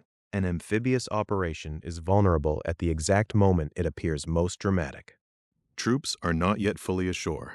Supplies are still packed in ships or landing craft. Heavy equipment is difficult to move. Commanders are trying to build order in a place that has just become a battlefield. For Brigade 2506, this danger was built into the operation. The brigade had trained for a real landing, but it was not a conventional United States invasion force with the full weight of American naval and air power publicly behind it. It was a Cuban exile force organized through a covert program, dependent on a complicated chain of support that had to remain partly hidden. The aircraft, the ships, the camps in Guatemala, the staging from Nicaragua, the earlier preparation through CIA channels, all of it pointed to American involvement. But officially, the United States still wanted distance. That distance was becoming harder to maintain. The painted B-26 bombers had not simply missed key targets. They had damaged the political cover around the operation. Once the deception began to unravel in public, the second strike could no longer be treated as just another secret step in a hidden plan. It looked more like a choice by the new president. Either continue escalating the air campaign and risk exposing the American hand more plainly, or hold back and accept that the brigade would land under a sky that was not secure. John F. Kennedy was still in the first months of his presidency. He had inherited the operation from the Eisenhower administration, but by April 1961, it was his decision. The crisis pulled together the central figures of the new national security team. Secretary of State Dean Rusk represented the diplomatic stakes. Secretary of Defense Robert McNamara stood at the edge between covert action and the open use of United States military force. Military leaders such as Admiral Arleigh Burke and General Lyman Lemnitzer understood the operational danger of sending men ashore without assured control of the air. Robert F. Kennedy, the president's brother and attorney general, was also drawn into the wider crisis and soon afterward into the effort to understand what had gone wrong. General Maxwell Taylor would become central to the high-level review that followed. These names matter because the cancellation of the strike was not only a battlefield decision. It was also a decision about the identity of the operation. If the United States openly supplied the power needed to rescue the plan from its own weaknesses, the invasion would cease to be deniable in any meaningful sense.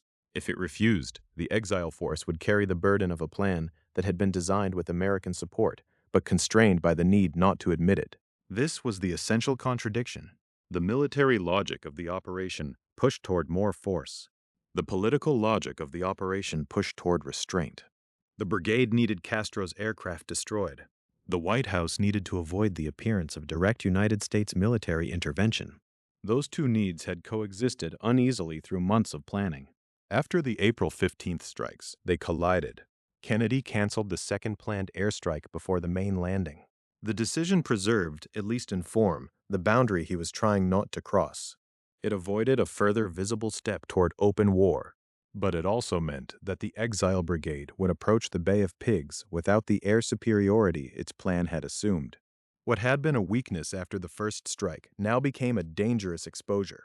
The ships carrying men, weapons, ammunition, fuel, and supplies would be within reach of Castro's surviving aircraft. The beaches would not be protected in the way the planners had hoped. The landing would still go forward, but the conditions around it had changed. The consequences were not abstract. A ship offshore is not just transportation. It is a lifeline. It carries ammunition that has not yet reached the men who need it.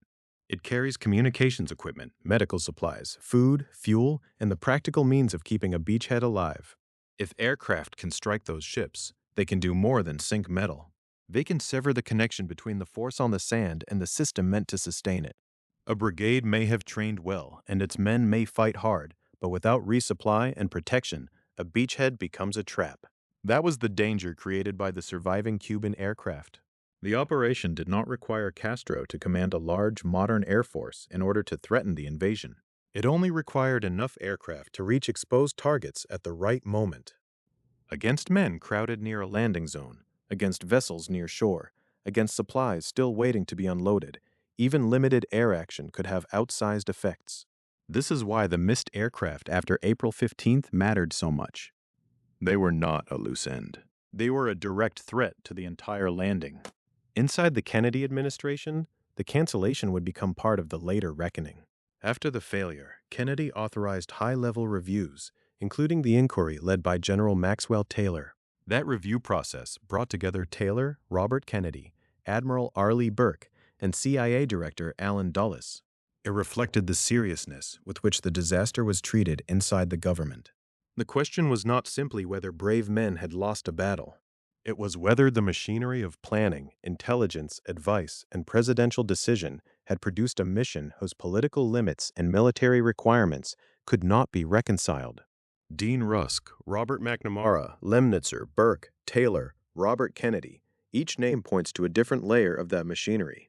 Diplomacy, defense, uniformed military judgment, White House trust, intelligence planning, and post-crisis accountability all converged around the same failed operation.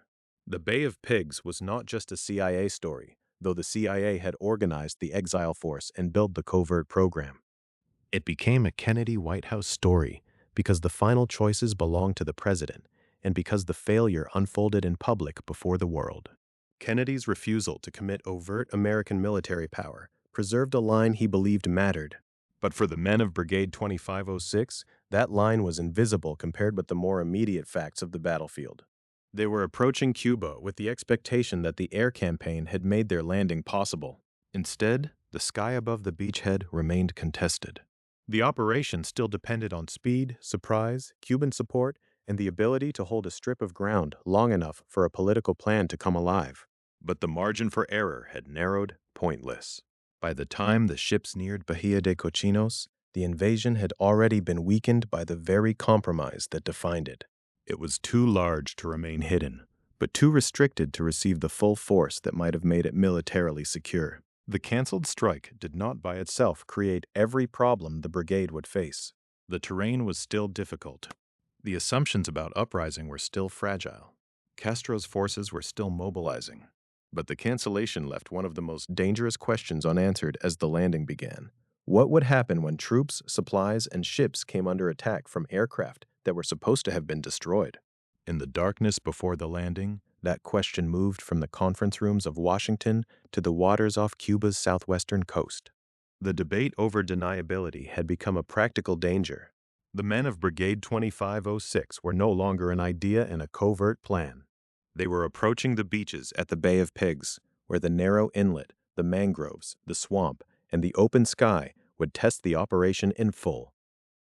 In the darkness before the landing, the problem stopped being theoretical. The men of Brigade 2506 were now close enough to Cuba that the decisions made in Washington, at CIA stations, and at hidden training camps had to become physical movement, boats approaching shore, men transferring through surf, equipment coming off ships, routes being found in a landscape that offered very little room for error. On April 17, 1961, the exile force landed along the Bay of Pigs, Bahía de Cochinos, on Cuba's southwestern coast. In the language of the operation, this was the moment when a covert program became an amphibious assault.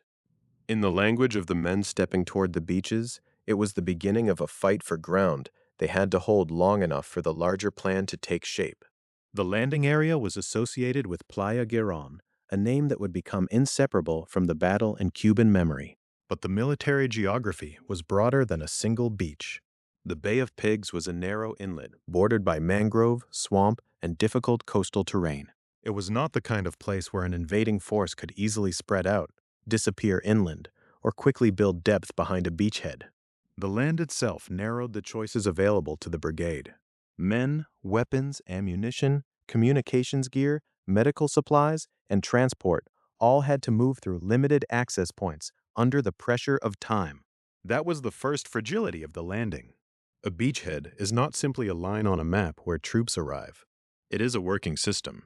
It needs unloading areas, roads or tracks, defensible positions, communications, supply movement, and enough space to separate men and material so one attack does not cripple everything at once.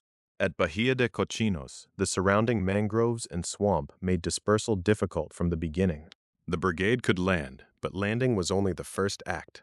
The operation required the force to become stable before Cuban counteraction could gather strength.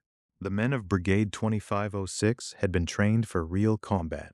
Their preparation had included weapons, infantry tactics, land navigation, amphibious assault tactics, guerrilla operations, and paratrooping. They were not merely a propaganda symbol being placed on a beach. Many had come through the exile networks that connected Cuba, Miami, Guatemala, Nicaragua, and the secret architecture of CIA planning. They understood themselves as part of a Cuban force, not as regular United States troops. But their military situation depended on conditions that were outside their control. They depended on supply ships staying close enough to feed the beachhead. They depended on air cover that could keep Castro's aircraft from attacking those ships and the exposed landing areas. They depended on the hope that Cuban civilians or anti-Castro elements would rise, join, or at least create enough internal pressure to divide the government's response. And they depended on the assumption that a provisional political structure could be inserted if the beachhead survived long enough to make it meaningful. Each of those assumptions became more dangerous once the landing began. The supply problem was immediate because the brigade could not live off the terrain. A forced landing in swamp and mangrove country does not automatically gain mobility or sustenance. It brings what it needs with it, or it waits for ships to deliver more. Ammunition, fuel, food, medical supplies, radios, replacement weapons, and transport were not secondary details. They were the bloodstream of the operation. If ships were held off, damaged, sunk, or forced away, the men on the beach would be increasingly isolated, no matter how determined they were. The air problem was equally severe. The April 15th airstrikes had been intended to neutralize Castro's combat aircraft before the brigade arrived. They had not done so. Kennedy's cancellation of the second planned strike left the operation without the additional blow its planners had expected. That did not mean the landing was impossible in an instant, but it meant the force came ashore under a sky that had not been secured. Even a small number of surviving aircraft could matter enormously against ships, landing craft, supply concentrations, and troops with limited room to disperse. This is one of the quiet realities of the Bay of Pigs. The invasion did not need to be met by a vast air force to be endangered from above. It only needed enough hostile aircraft to interrupt the flow between sea and shore. The brigade was trying to create a position.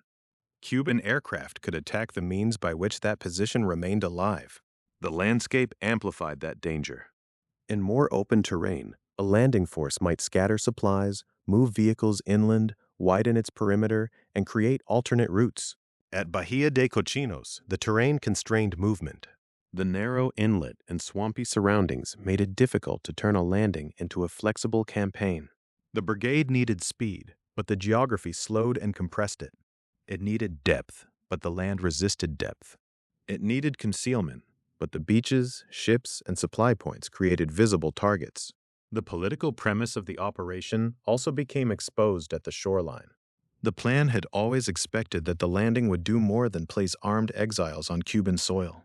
It was supposed to trigger movement inside Cuba. Anti-Castro elements were expected to join, support, or rise in ways that would transform the brigade from an expeditionary force into the visible front of a wider revolt. But that kind of support could not be unloaded from a ship. It had to materialize in real time, under Cuban government pressure in the first hours of an invasion that the state was already moving to crush. For the exile fighters, the hope of Cuban support was not abstract. Many had left Cuba because they opposed Castro and believed others did as well. But military planning had converted political expectation into operational dependency.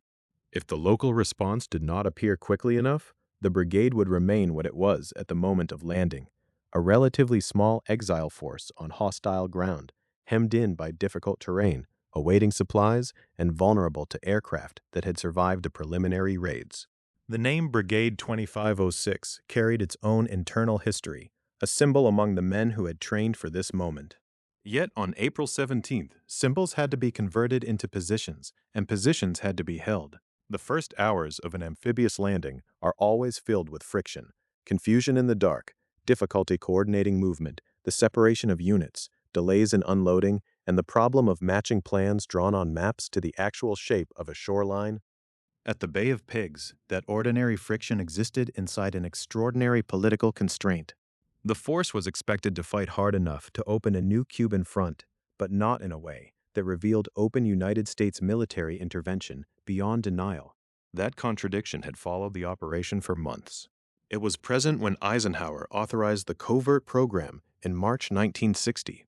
It was present when the CIA organized the exile force, trained it, and moved aircraft through bases outside Cuba. It was present when the B-26 bombers were painted to appear like aircraft from Castro's own Fuerza Aérea Revolucionaria. And it was present now, in the water and on the beach, as the brigade tried to establish itself without the full protection that a conventional invasion would have demanded. The landing at Bahía de Cochinos, therefore, cannot be understood only as the beginning of a battle.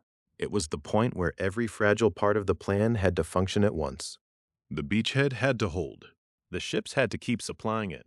The air threat had to remain manageable. The terrain had to be overcome. Cuban support had to appear. The political leadership imagined by the planners had to remain plausible. And all of it had to occur before Castro's government could concentrate enough force to seal the area. The brigade's situation was not hopeless simply because the men landed in Cuba. It became fragile because the landing zone gave them so little margin. A narrow inlet, swamp, mangrove, exposed supply lines, surviving Cuban aircraft, and uncertain civilian response created a battlefield in which small failures could compound quickly. A disabled ship could mean lost ammunition. A delayed unloading could mean troops without necessary equipment. A strafing run could drive vessels away from shore. A road or route blocked by terrain could slow reinforcement and prevent maneuver. None of these problems had to be decisive alone. Together, they threatened to turn the beachhead into a trap. By daylight, the reality of the operation was becoming clearer. Brigade 2506 had reached Cuban soil, but it had not yet achieved the secure foothold on which the larger design depended. The invasion force had to stretch a thin line of survival from the beaches back to the ships, and from the ships upward into a sky that was no longer safely controlled. Behind the mangroves and the swamp, Castro's government was not collapsing into confusion. It was beginning to respond. The landing had given the exile brigade the ground it had been sent to seize. But holding that ground would require time, supplies, air protection, and reinforcement from a Cuban uprising that had not arrived in the form the planners expected.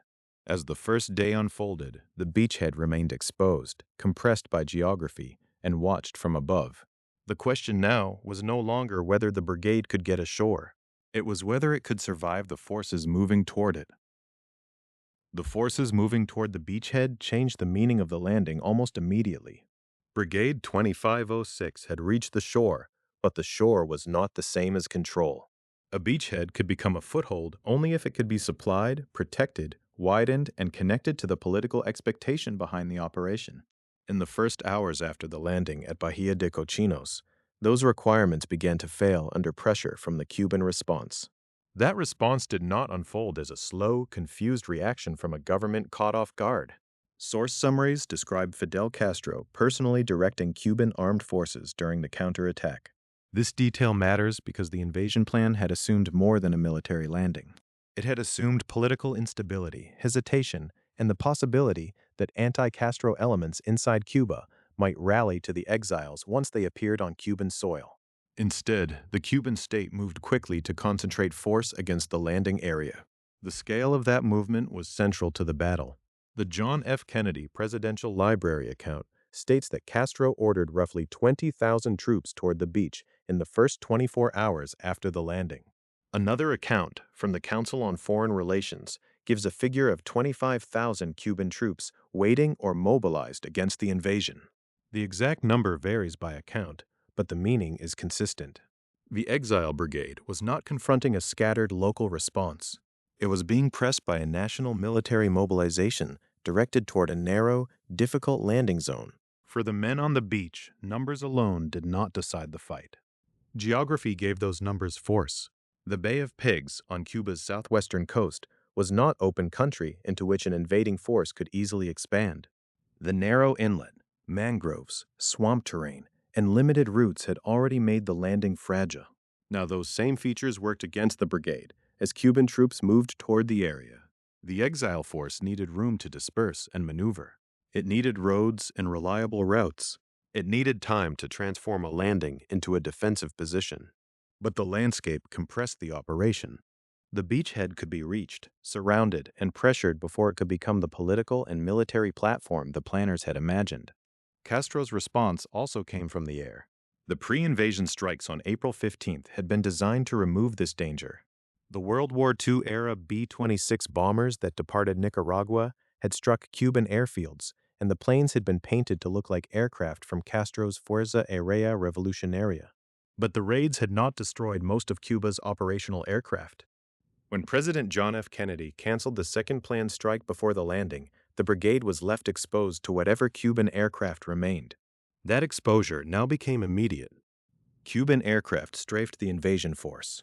They attacked ships, supplies, and men who depended on the sea lane behind them. The issue was not simply that aircraft could inflict casualties. It was that even a small number of surviving planes could strike the fragile system that kept the beachhead alive. An amphibious landing is not only the moment when troops reach land. It is a continuing movement of ammunition, food, fuel, communications, medical support, and reinforcement from ship to shore. If that chain is broken, the men already on the beach become isolated. This was one of the decisive consequences of the failed air campaign. The brigade had been organized and trained for serious military action. It was not only a symbolic force. Its men had received training in weapons, infantry tactics, land navigation, amphibious assault tactics, guerrilla operations, and paratrooping. But training could not solve the problem of ships under attack from the air, nor could it replace supplies that could not reach the beach. The surviving Cuban aircraft turned the sea behind the brigade into a danger zone. They helped sever the link between the landing force and the material it needed to keep fighting. Support shipping was especially vulnerable because it was part of the operation's hidden contradiction. The United States wanted the invasion to remain deniable, but the landing required visible military logistics. Ships had to approach the Cuban coast. Supplies had to be unloaded. Men had to be moved. The beachhead could not exist as a rumor or a political signal. It had to be maintained with physical cargo. Once Cuban aircraft began sinking or disabling support shipping, the covert design collided with the reality of battle. The operation could no longer depend on the quiet machinery that had brought the brigade to the shore. The attack on shipping also magnified the earlier decision not to provide overt United States military support. Kennedy had tried to hold a boundary. The United States would not openly commit its armed forces to a full military intervention. That boundary preserved a measure of political restraint, but on the beach, It created a brutal operational limit. If the brigade's ships were hit, if air cover failed, if supplies could not be landed, the rescue options were constrained by the same deniability that had shaped the plan from the beginning.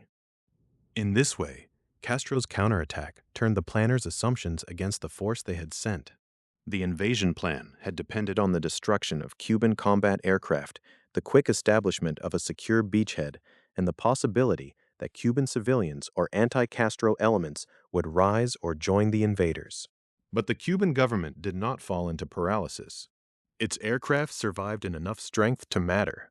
Its troops were directed toward the beaches in large numbers, and the expected uprising did not appear in the form necessary to transform the brigade's landing into a broader revolt. The phrase air superiority can sound abstract, but at the Bay of Pigs it had a plain meaning. It meant whether ships could remain close enough to unload. It meant whether ammunition could reach the men who had landed. It meant whether the beachhead could breathe. Without control of the sky, the invasion force could be attacked in the open, while its supply line could be cut behind it. The surviving Cuban aircraft did not need to win a vast air campaign. They only needed to make the beachhead more isolated with each pass. The Cuban ground movement tightened the same pressure from another direction. As thousands of troops moved toward the landing area, the brigade faced the prospect of being fixed in place. The swamps and mangroves limited routes inland. The narrow geography limited dispersal. The lack of a secure supply chain limited endurance.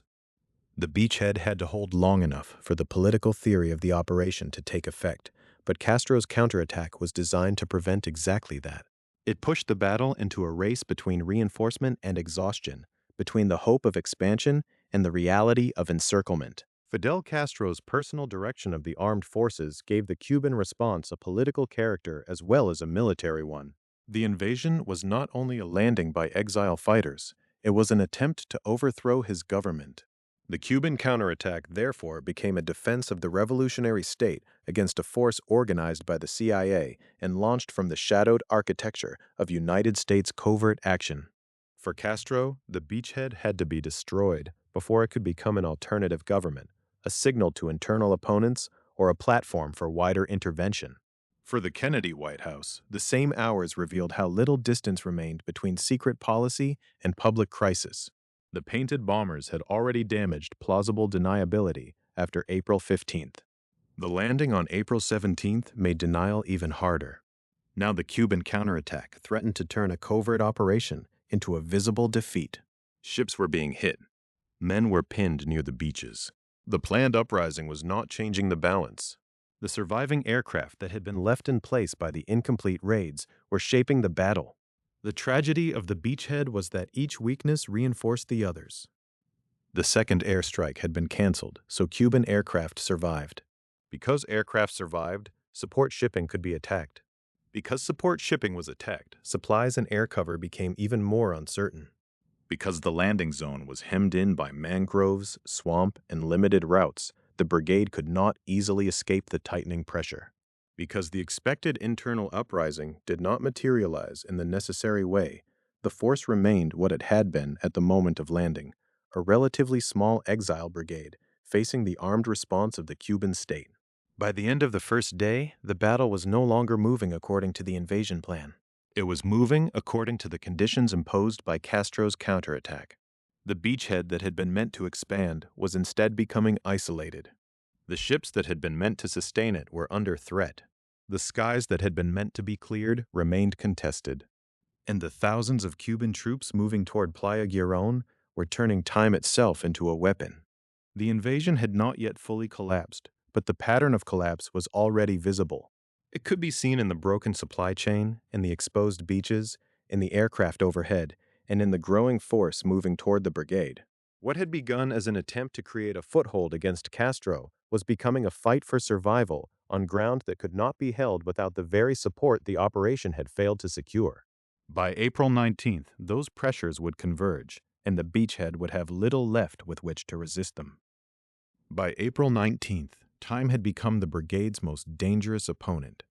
The men at the beachhead were not only facing Cuban troops moving toward Playa Girón, they were facing the accumulated consequences of decisions made before the first boat reached shore. Aircraft left intact, supply ships exposed, terrain that limited movement, and a political boundary that kept the United States from turning a covert operation into an open military intervention. The CIA Center for the Study of Intelligence account places the effective collapse of the operation by the afternoon of April 19th. That phrasing matters. It does not describe a single instant when the invasion failed. It describes a process that had reached its final stage. By then, the beachhead was no longer a platform from which Brigade 2506 could expand. It was a shrinking pocket under pressure from the ground, from the air, and from the limits of the plan itself. The brigade had been trained for a real military operation. Its members were not simply a political symbol. They had prepared in weapons, infantry tactics, land navigation, amphibious assault, guerrilla operations, and paratrooping.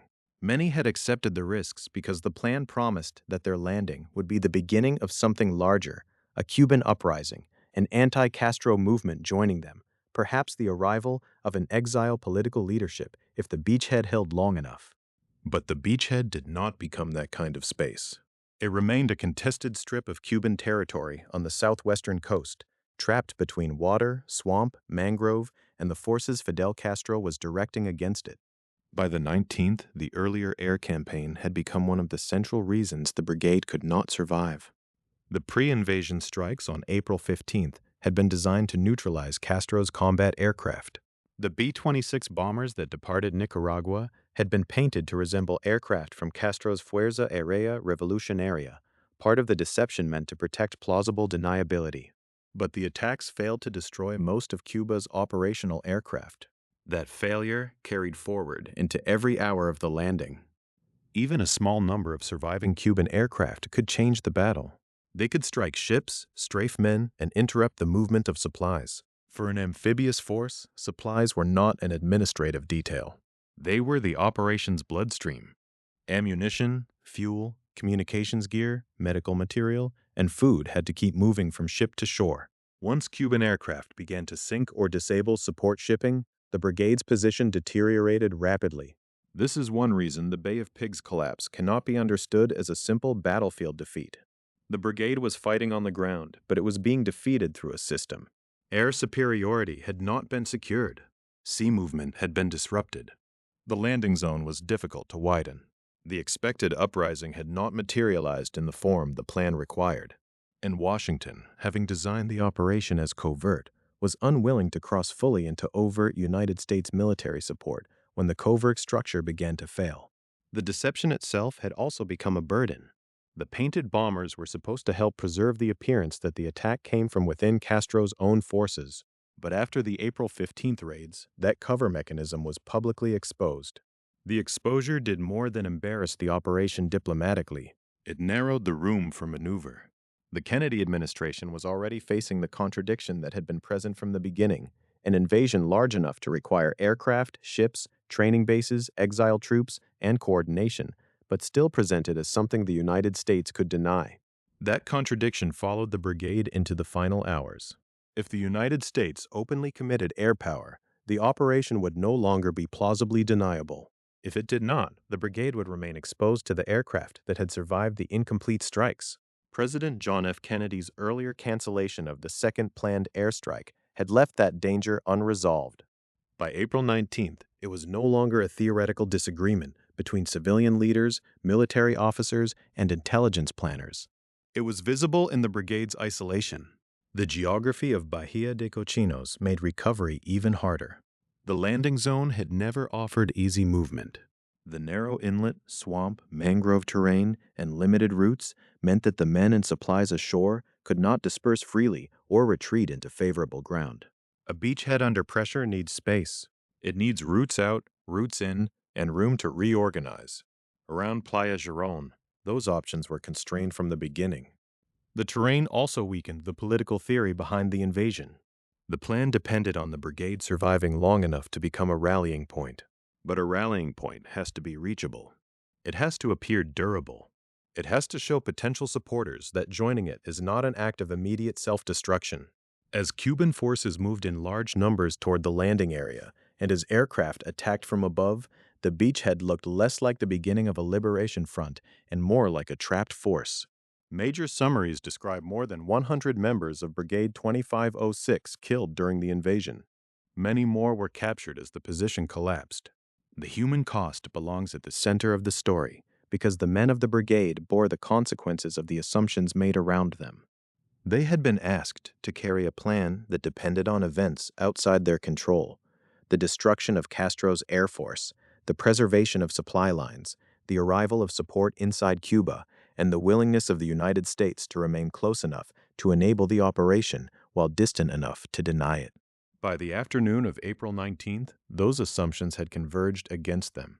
The Cuban response had moved faster and with greater force than the invasion plan could absorb.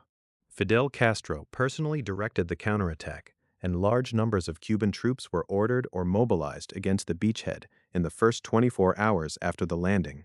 Source accounts differ in their figures, with the John F. Kennedy Presidential Library describing roughly 20,000 troops ordered toward the beach, and another account giving 25,000 Cuban troops waiting or mobilized against the landing. The exact number is less important than the operational fact. The brigade was not facing a delayed or fragmented response. It was facing a state mobilizing to destroy the landing before it could become political reality. That rapid mobilization turned the original plan inside out. The invasion had expected time to work for the brigade. Time would allow the beachhead to stabilize. Time would allow anti-Castro elements to gather. Time would allow an exile leadership or provisional government to be introduced if the position held. Instead, time worked for Castro. Each hour brought more pressure, fewer supplies, less freedom of movement, and fewer choices. The collapse was therefore not one mistake, though later debates often searched for one. It was not only the cancellation of the second airstrike. It was not only the survival of Cuban aircraft. It was not only the difficult terrain. It was not only the failed expectation of an uprising. It was the interaction among all of them. A covert amphibious invasion required secrecy, but the scale of the operation made secrecy fragile. It required air superiority, but the air campaign did not achieve it. It required supply ships, but those ships were vulnerable once Cuban aircraft remained in action. It required a landing site that could be held and expanded, but the terrain around the Bay of Pigs restricted movement.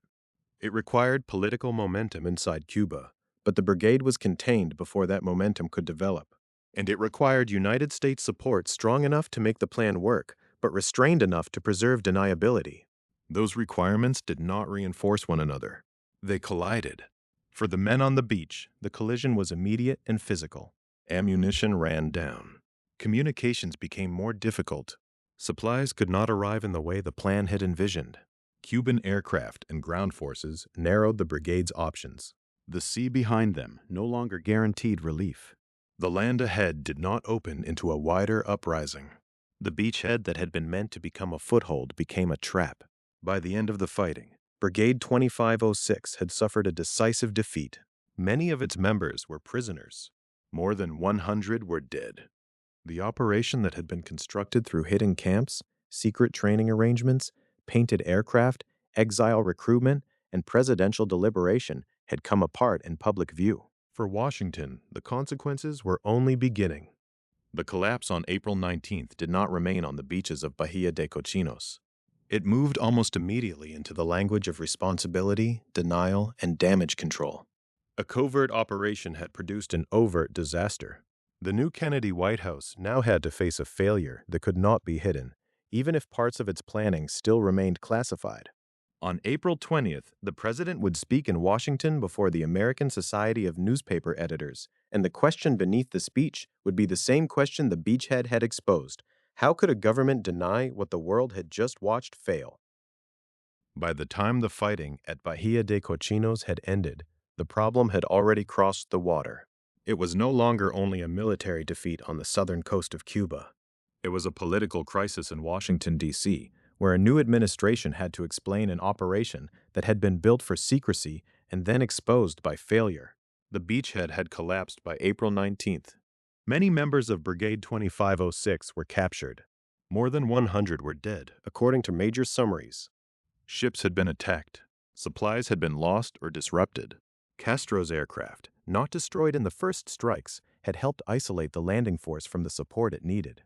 The plan had depended on a chain of conditions that did not hold, air superiority, a secure beachhead, a rising of anti-Castro support, and a United States role that could remain officially deniable. Now, those assumptions had produced a public result. For President John F. Kennedy, the timing made the damage sharper. He had been in office less than 3 months.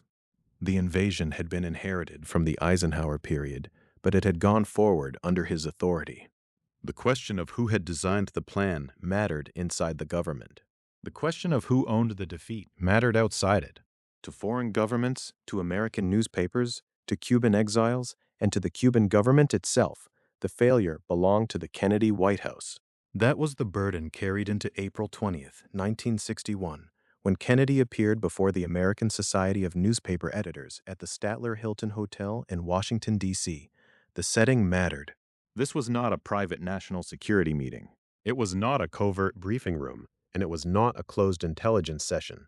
It was a public address before editors, people whose profession was built around making hidden things visible. The president was speaking in a moment when the administration's preferred boundary between secrecy and public knowledge had already broken down. The operation had been organized as a covert action. But an amphibious landing, exile troops, bombers, ships, prisoners, and battlefield defeat were not easy to fold back into silence. Kennedy's speech had to do several things at once. It had to acknowledge the crisis without laying out the full classified history of the operation. It had to defend the United States against the political consequences of the failure without offering an admission that would strip away the remaining cover. It had to project steadiness after a visible defeat. And it had to speak to more than one audience at the same time: the American public, the press, the Cuban exile community, Fidel Castro's government, allies watching the new president, and adversaries measuring him. The central contradiction was now almost impossible to manage. The United States had wanted to remove Castro while maintaining plausible deniability. That idea had shaped the operation from its early stages. Exiles would be recruited and trained. Aircraft would be painted to appear as if they came from Castro's own Fuerza Aérea Revolucionaria. The landing force would be Cuban, not openly American. If a beachhead could be established, and if an internal uprising followed, a Cuban exile leadership or provisional government could be brought forward. The political story would be that Cubans were liberating Cuba. But the practical requirements of the plan undercut the deniability it depended on. Training camps had to exist. Ships had to move. Aircraft had to launch from Nicaragua. Exiles had to be organized into Brigade 2506. Weapons, amphibious assault preparation, and paratroop training had to be supplied. The airstrikes of April 15th had already damaged the cover story when the deception involving the B-26 bombers was exposed publicly. By April 17th, the landings at the Bay of Pigs made the operation visible in an even larger way. By April 19th, the collapse made it impossible to treat the affair as a rumor or a distant disturbance. The public failure embarrassed the administration because it exposed not only involvement but uncertainty. The White House had tried to keep the operation below the threshold of open war. Kennedy had refused to commit overt United States military power in the way the exile force needed once the plan began to unravel. That decision preserved a boundary against direct American intervention, but it also left the brigade exposed when Castro's surviving aircraft and ground forces moved against the beachhead. Washington had tried to have the advantages of covert action without the risks of open commitment. The result showed the danger of the middle position: enough involvement to be blamed, not enough to secure success. This was the political injury Kennedy faced after the landing failed.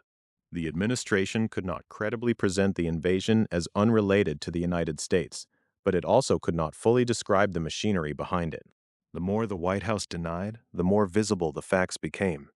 The more it acknowledged, the more it risked confirming the scale of the operation. In that space, language itself became part of the aftermath. The Statler Hilton speech, therefore, belonged to the first phase of damage control. Kennedy was not yet presiding over the long institutional reckoning that would follow. He was facing the immediate public consequences of a covert plan that had broken into the open. The speech was an effort to regain control over the meaning of the event before others defined it completely. But control was difficult. The battlefield facts had already created their own account. The operation had not triggered the expected uprising. Castro had remained in power. Cuban forces had moved rapidly toward the landing area. The brigade had been trapped and defeated. The United States had not been able to keep its hand invisible. For the new president, the failure was not abstract. It raised doubts about judgment, intelligence, command, and the relationship between advisors and decision-makers. Inside Washington, those doubts mattered immediately. The failure had passed through the national security system before it reached the beach. CIA leaders, including Allen Dulles and Richard Bissell, had been connected to the planning. Military figures, State Department officials, and White House advisors had all operated within a process that tried to balance deniability against effectiveness. Kennedy administration figures such as Dean Rusk, Robert McNamara, General Maxwell Taylor, Admiral Arleigh Burke, General Lyman Lemnitzer, and Robert F. Kennedy were tied to the broader crisis and to the review process that would follow. The disaster, therefore, could not be reduced to one beach, one canceled airstrike, or one battlefield decision. It had become a question about how the United States government made secret policy. That was why the aftermath moved so quickly toward investigation. A failed covert operation leaves two kinds of damage. The first is external: humiliation before the world, encouragement to adversaries, anxiety among allies, and anger among those who had trusted the plan. The second is internal: mistrust among agencies, disputes over advice, and the urgent need to determine whether the president had been properly informed about the risks. After the Bay of Pigs, both kinds of damage were present. Kennedy's public posture had to be firm, but firmness did not answer the deeper questions. Who had believed the brigade could hold the beachhead? Who had believed Cuban civilians or anti-Castro elements would rise in the way the plan required? Who had assessed the danger posed by Castro's surviving aircraft? Who had explained the consequences if open United States military support was withheld? And who had understood that the scale of the operation made plausible deniability fragile from the beginning? These were not merely questions of blame. They were questions about structure. Covert action depends on compartmentation, secrecy, and limited disclosure. Presidential decision-making depends on candor, full risk assessment, and clear responsibility. The Bay of Pigs had placed those systems under pressure at the same time. When the operation failed, it became difficult to tell where secrecy had protected policy and where it had distorted it. For the Cuban exile community, the political aftermath in Washington also had a human dimension. Brigade 2506 was not simply a line in an intelligence file. Its members had trained, landed, fought, and been killed or captured. Nearly 1,200 would remain prisoners until a negotiated exchange in December 1962. In April 1961, that later outcome was still far away. What was immediately visible was that men who had been encouraged, trained, and sent toward Cuba were now in Castro's custody, while Washington argued over what could be said aloud. That fact deepened the embarrassment. The United States had not only failed to remove Castro, it had helped create a force that was now defeated and imprisoned, while still trying to preserve some measure of official distance from the operation. The contradiction was moral as well as political. A government could speak in the language of deniability, but the prisoners and the dead made the operation real. In the days after April 19th, Kennedy faced a problem that would follow him beyond the speech at the Statler Hilton. The Bay of Pigs was becoming a test of presidential control over the national security state.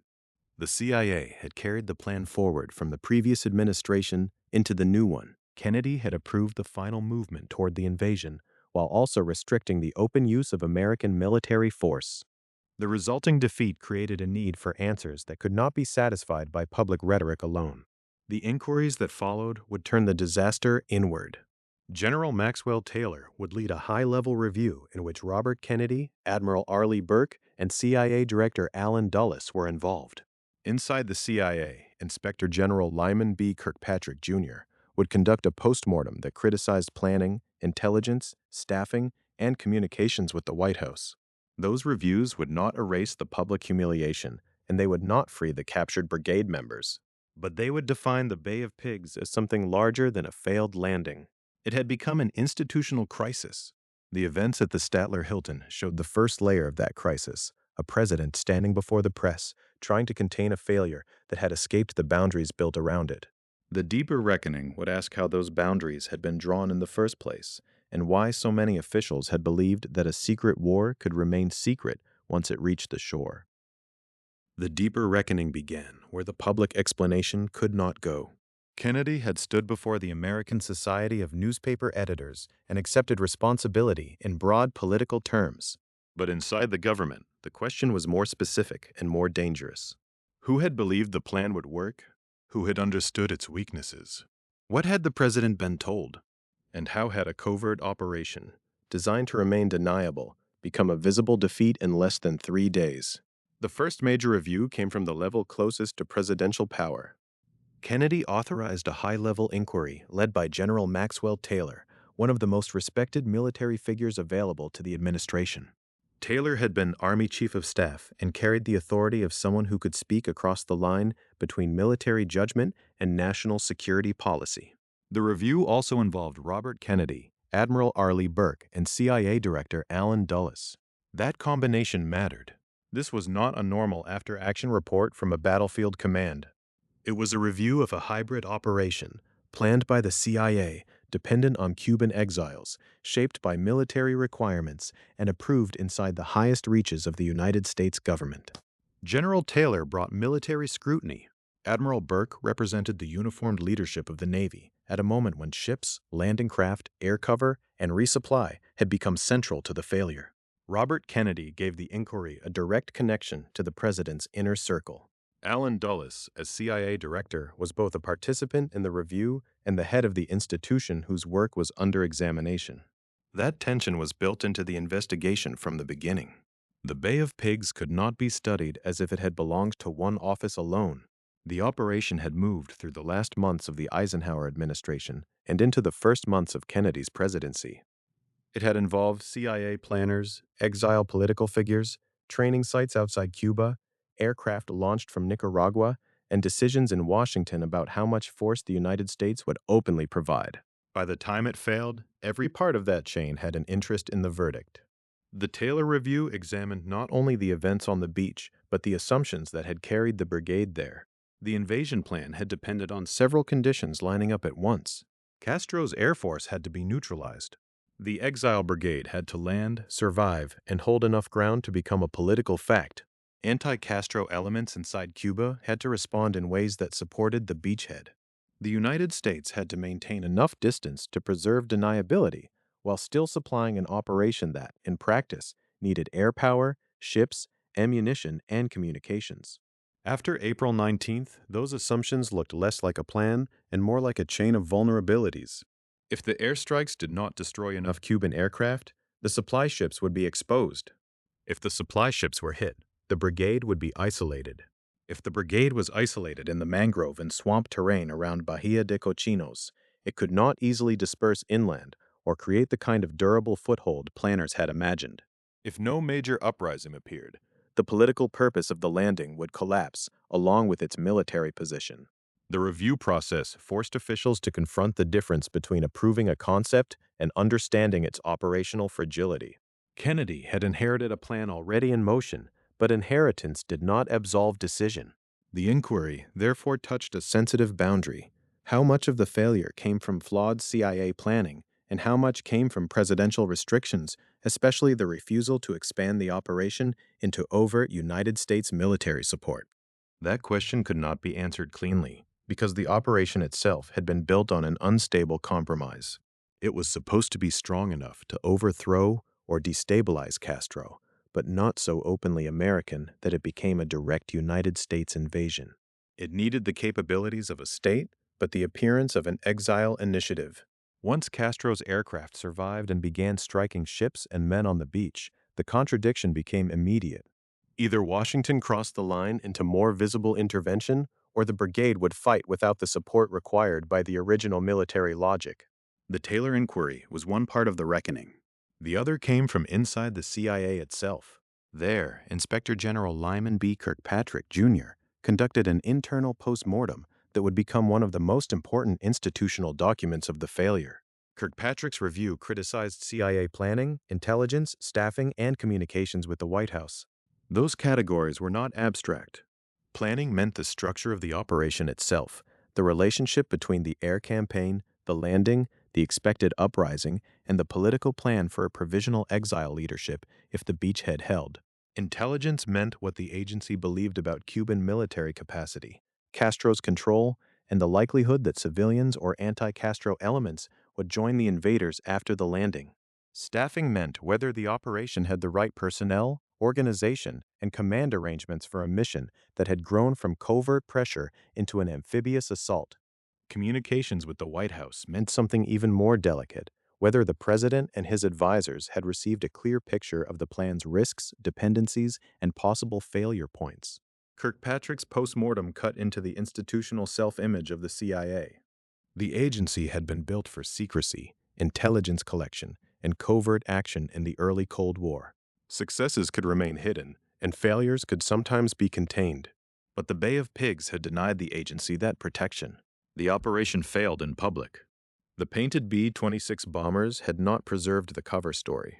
The landing at Playa Girón had not produced a political revolt. The captured members of Brigade 2506 became living evidence that the operation had existed. The internal critique suggested that secrecy had not only concealed the operation from the public, it had also shaped the way officials discussed risk among themselves. A plan protected by compartmented channels can become difficult to challenge. Warnings may be softened. Assumptions may travel upward as probabilities. Political hopes may become operational expectations. By the time a president is asked to approve or modify the final steps, the machinery may already appear more solid than it is.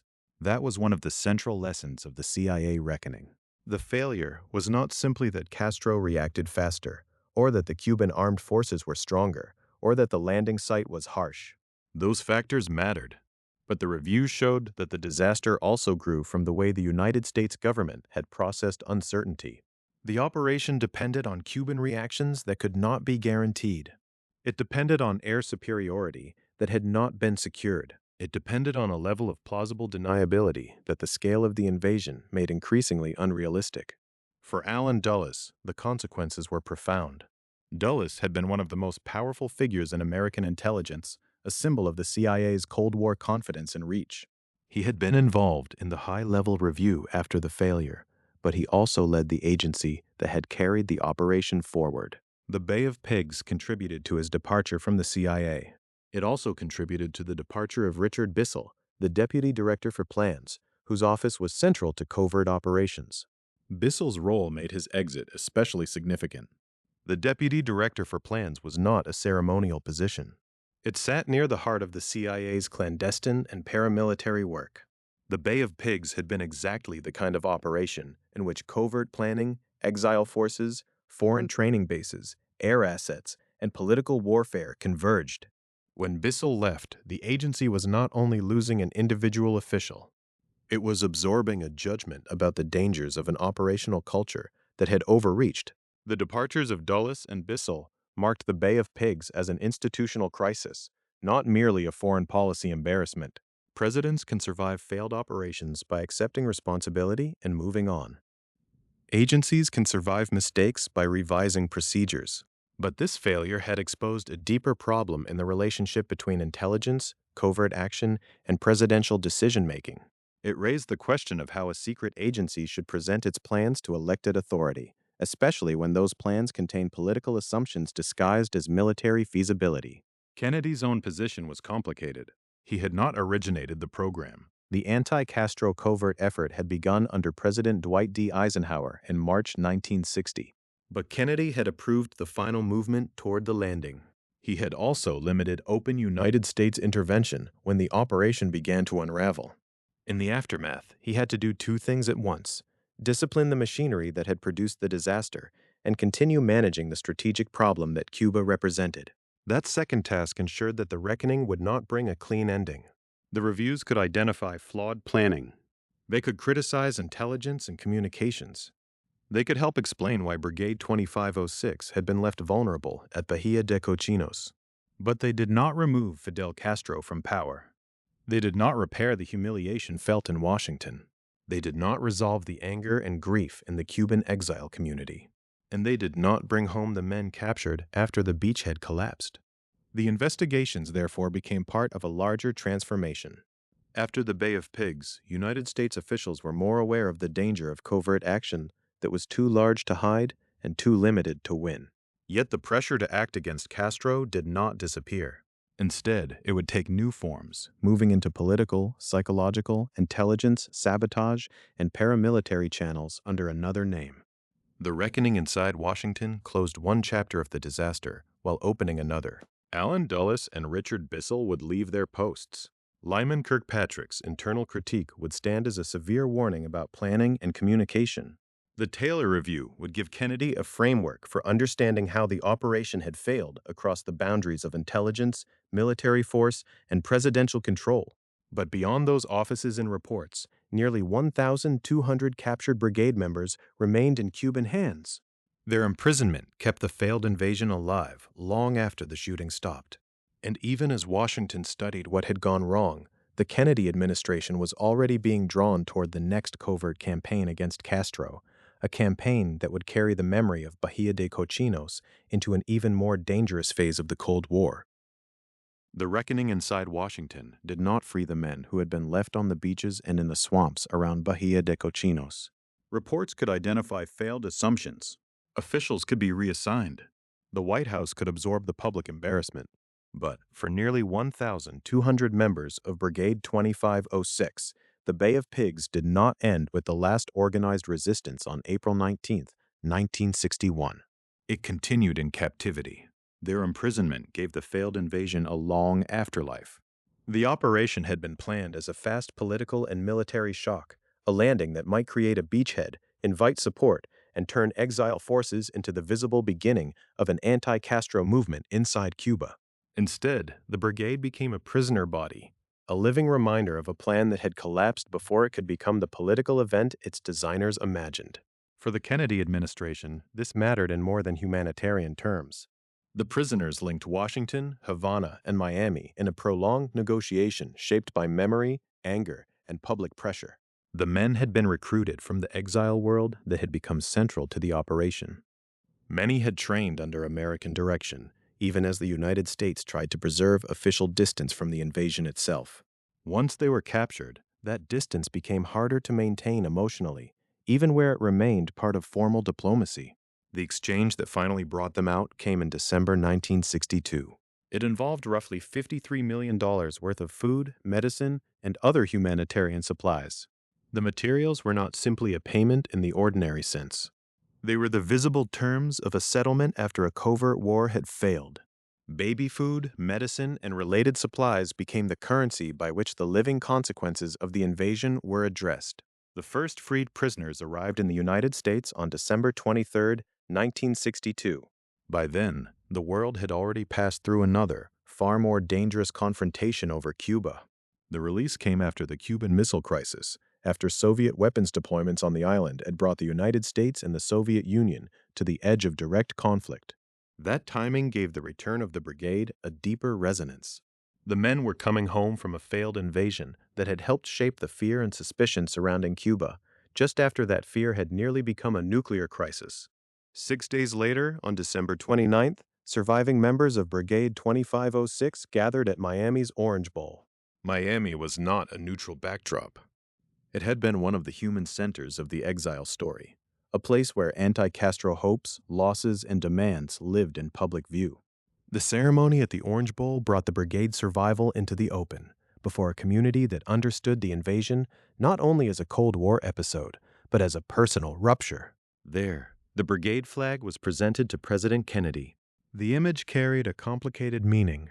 Kennedy had accepted responsibility for the failure, in public terms, after the invasion. His administration had reviewed the planning, the intelligence, the command structure, and the limits of covert action. Yet here he stood before the men who had borne the immediate cost. The flag represented a unit that had gone ashore under assumptions made far above the beach. It also represented a promise that had never fully become real, that the landing at Bahía de Cochinos would open a path back into Cuba. The ceremony did not erase the defeat. It could not. But it marked the return of men whose imprisonment had kept the Bay of Pigs active in American politics for more than a year and a half.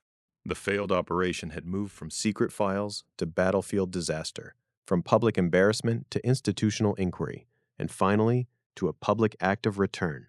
In that sense, the Orange Bowl gathering was not an ending so much as a visible closing of one human chapter.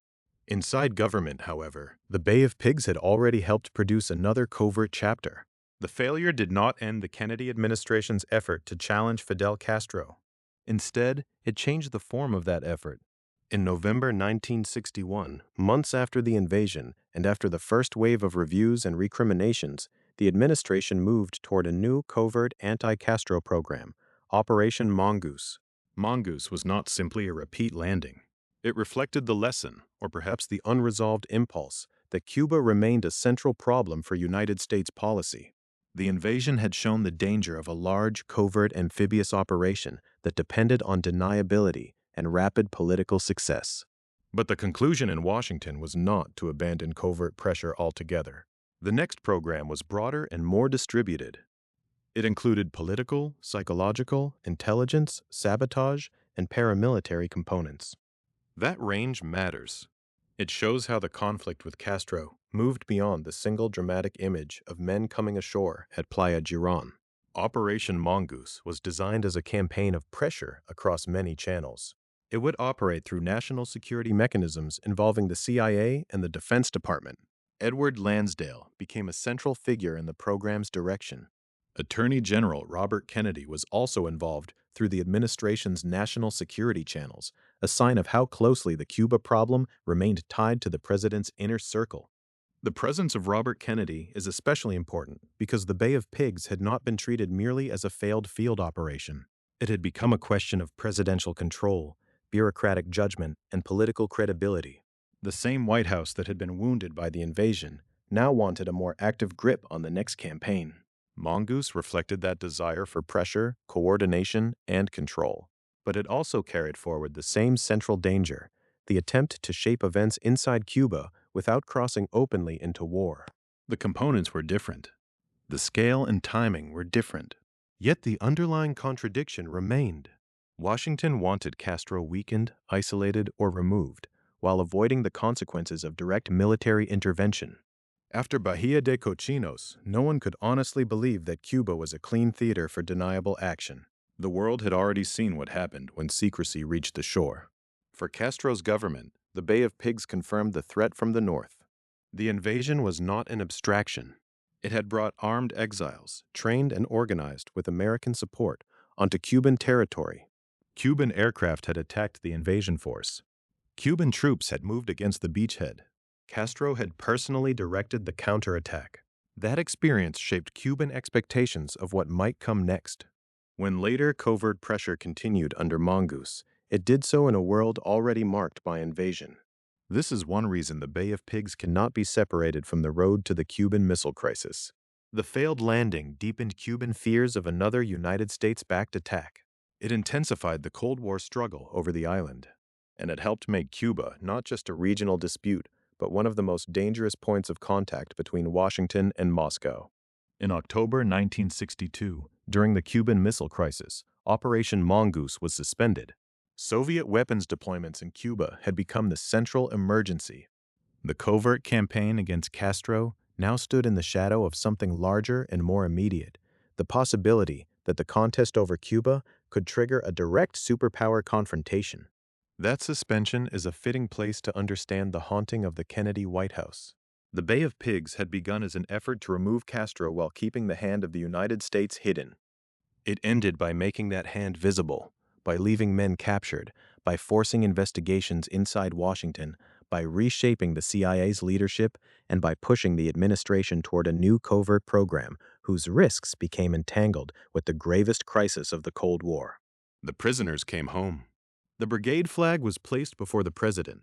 The reports were written. Officials moved on or were moved out. But the underlying problem remained. Cuba was still governed by Fidel Castro, still central to United States fears, still close to American shores, and now more deeply embedded in the global Cold War. The Bay of Pigs did not haunt the Kennedy White House because it was the largest military defeat in American history. It haunted the administration because it revealed how much could go wrong in the space between secrecy and force. It showed that covert action could create public consequences. It showed that assumptions about popular uprisings, air power, exile politics, and presidential deniability could collapse together in a matter of days. And it showed that a failed operation does not necessarily end the policy that produced it.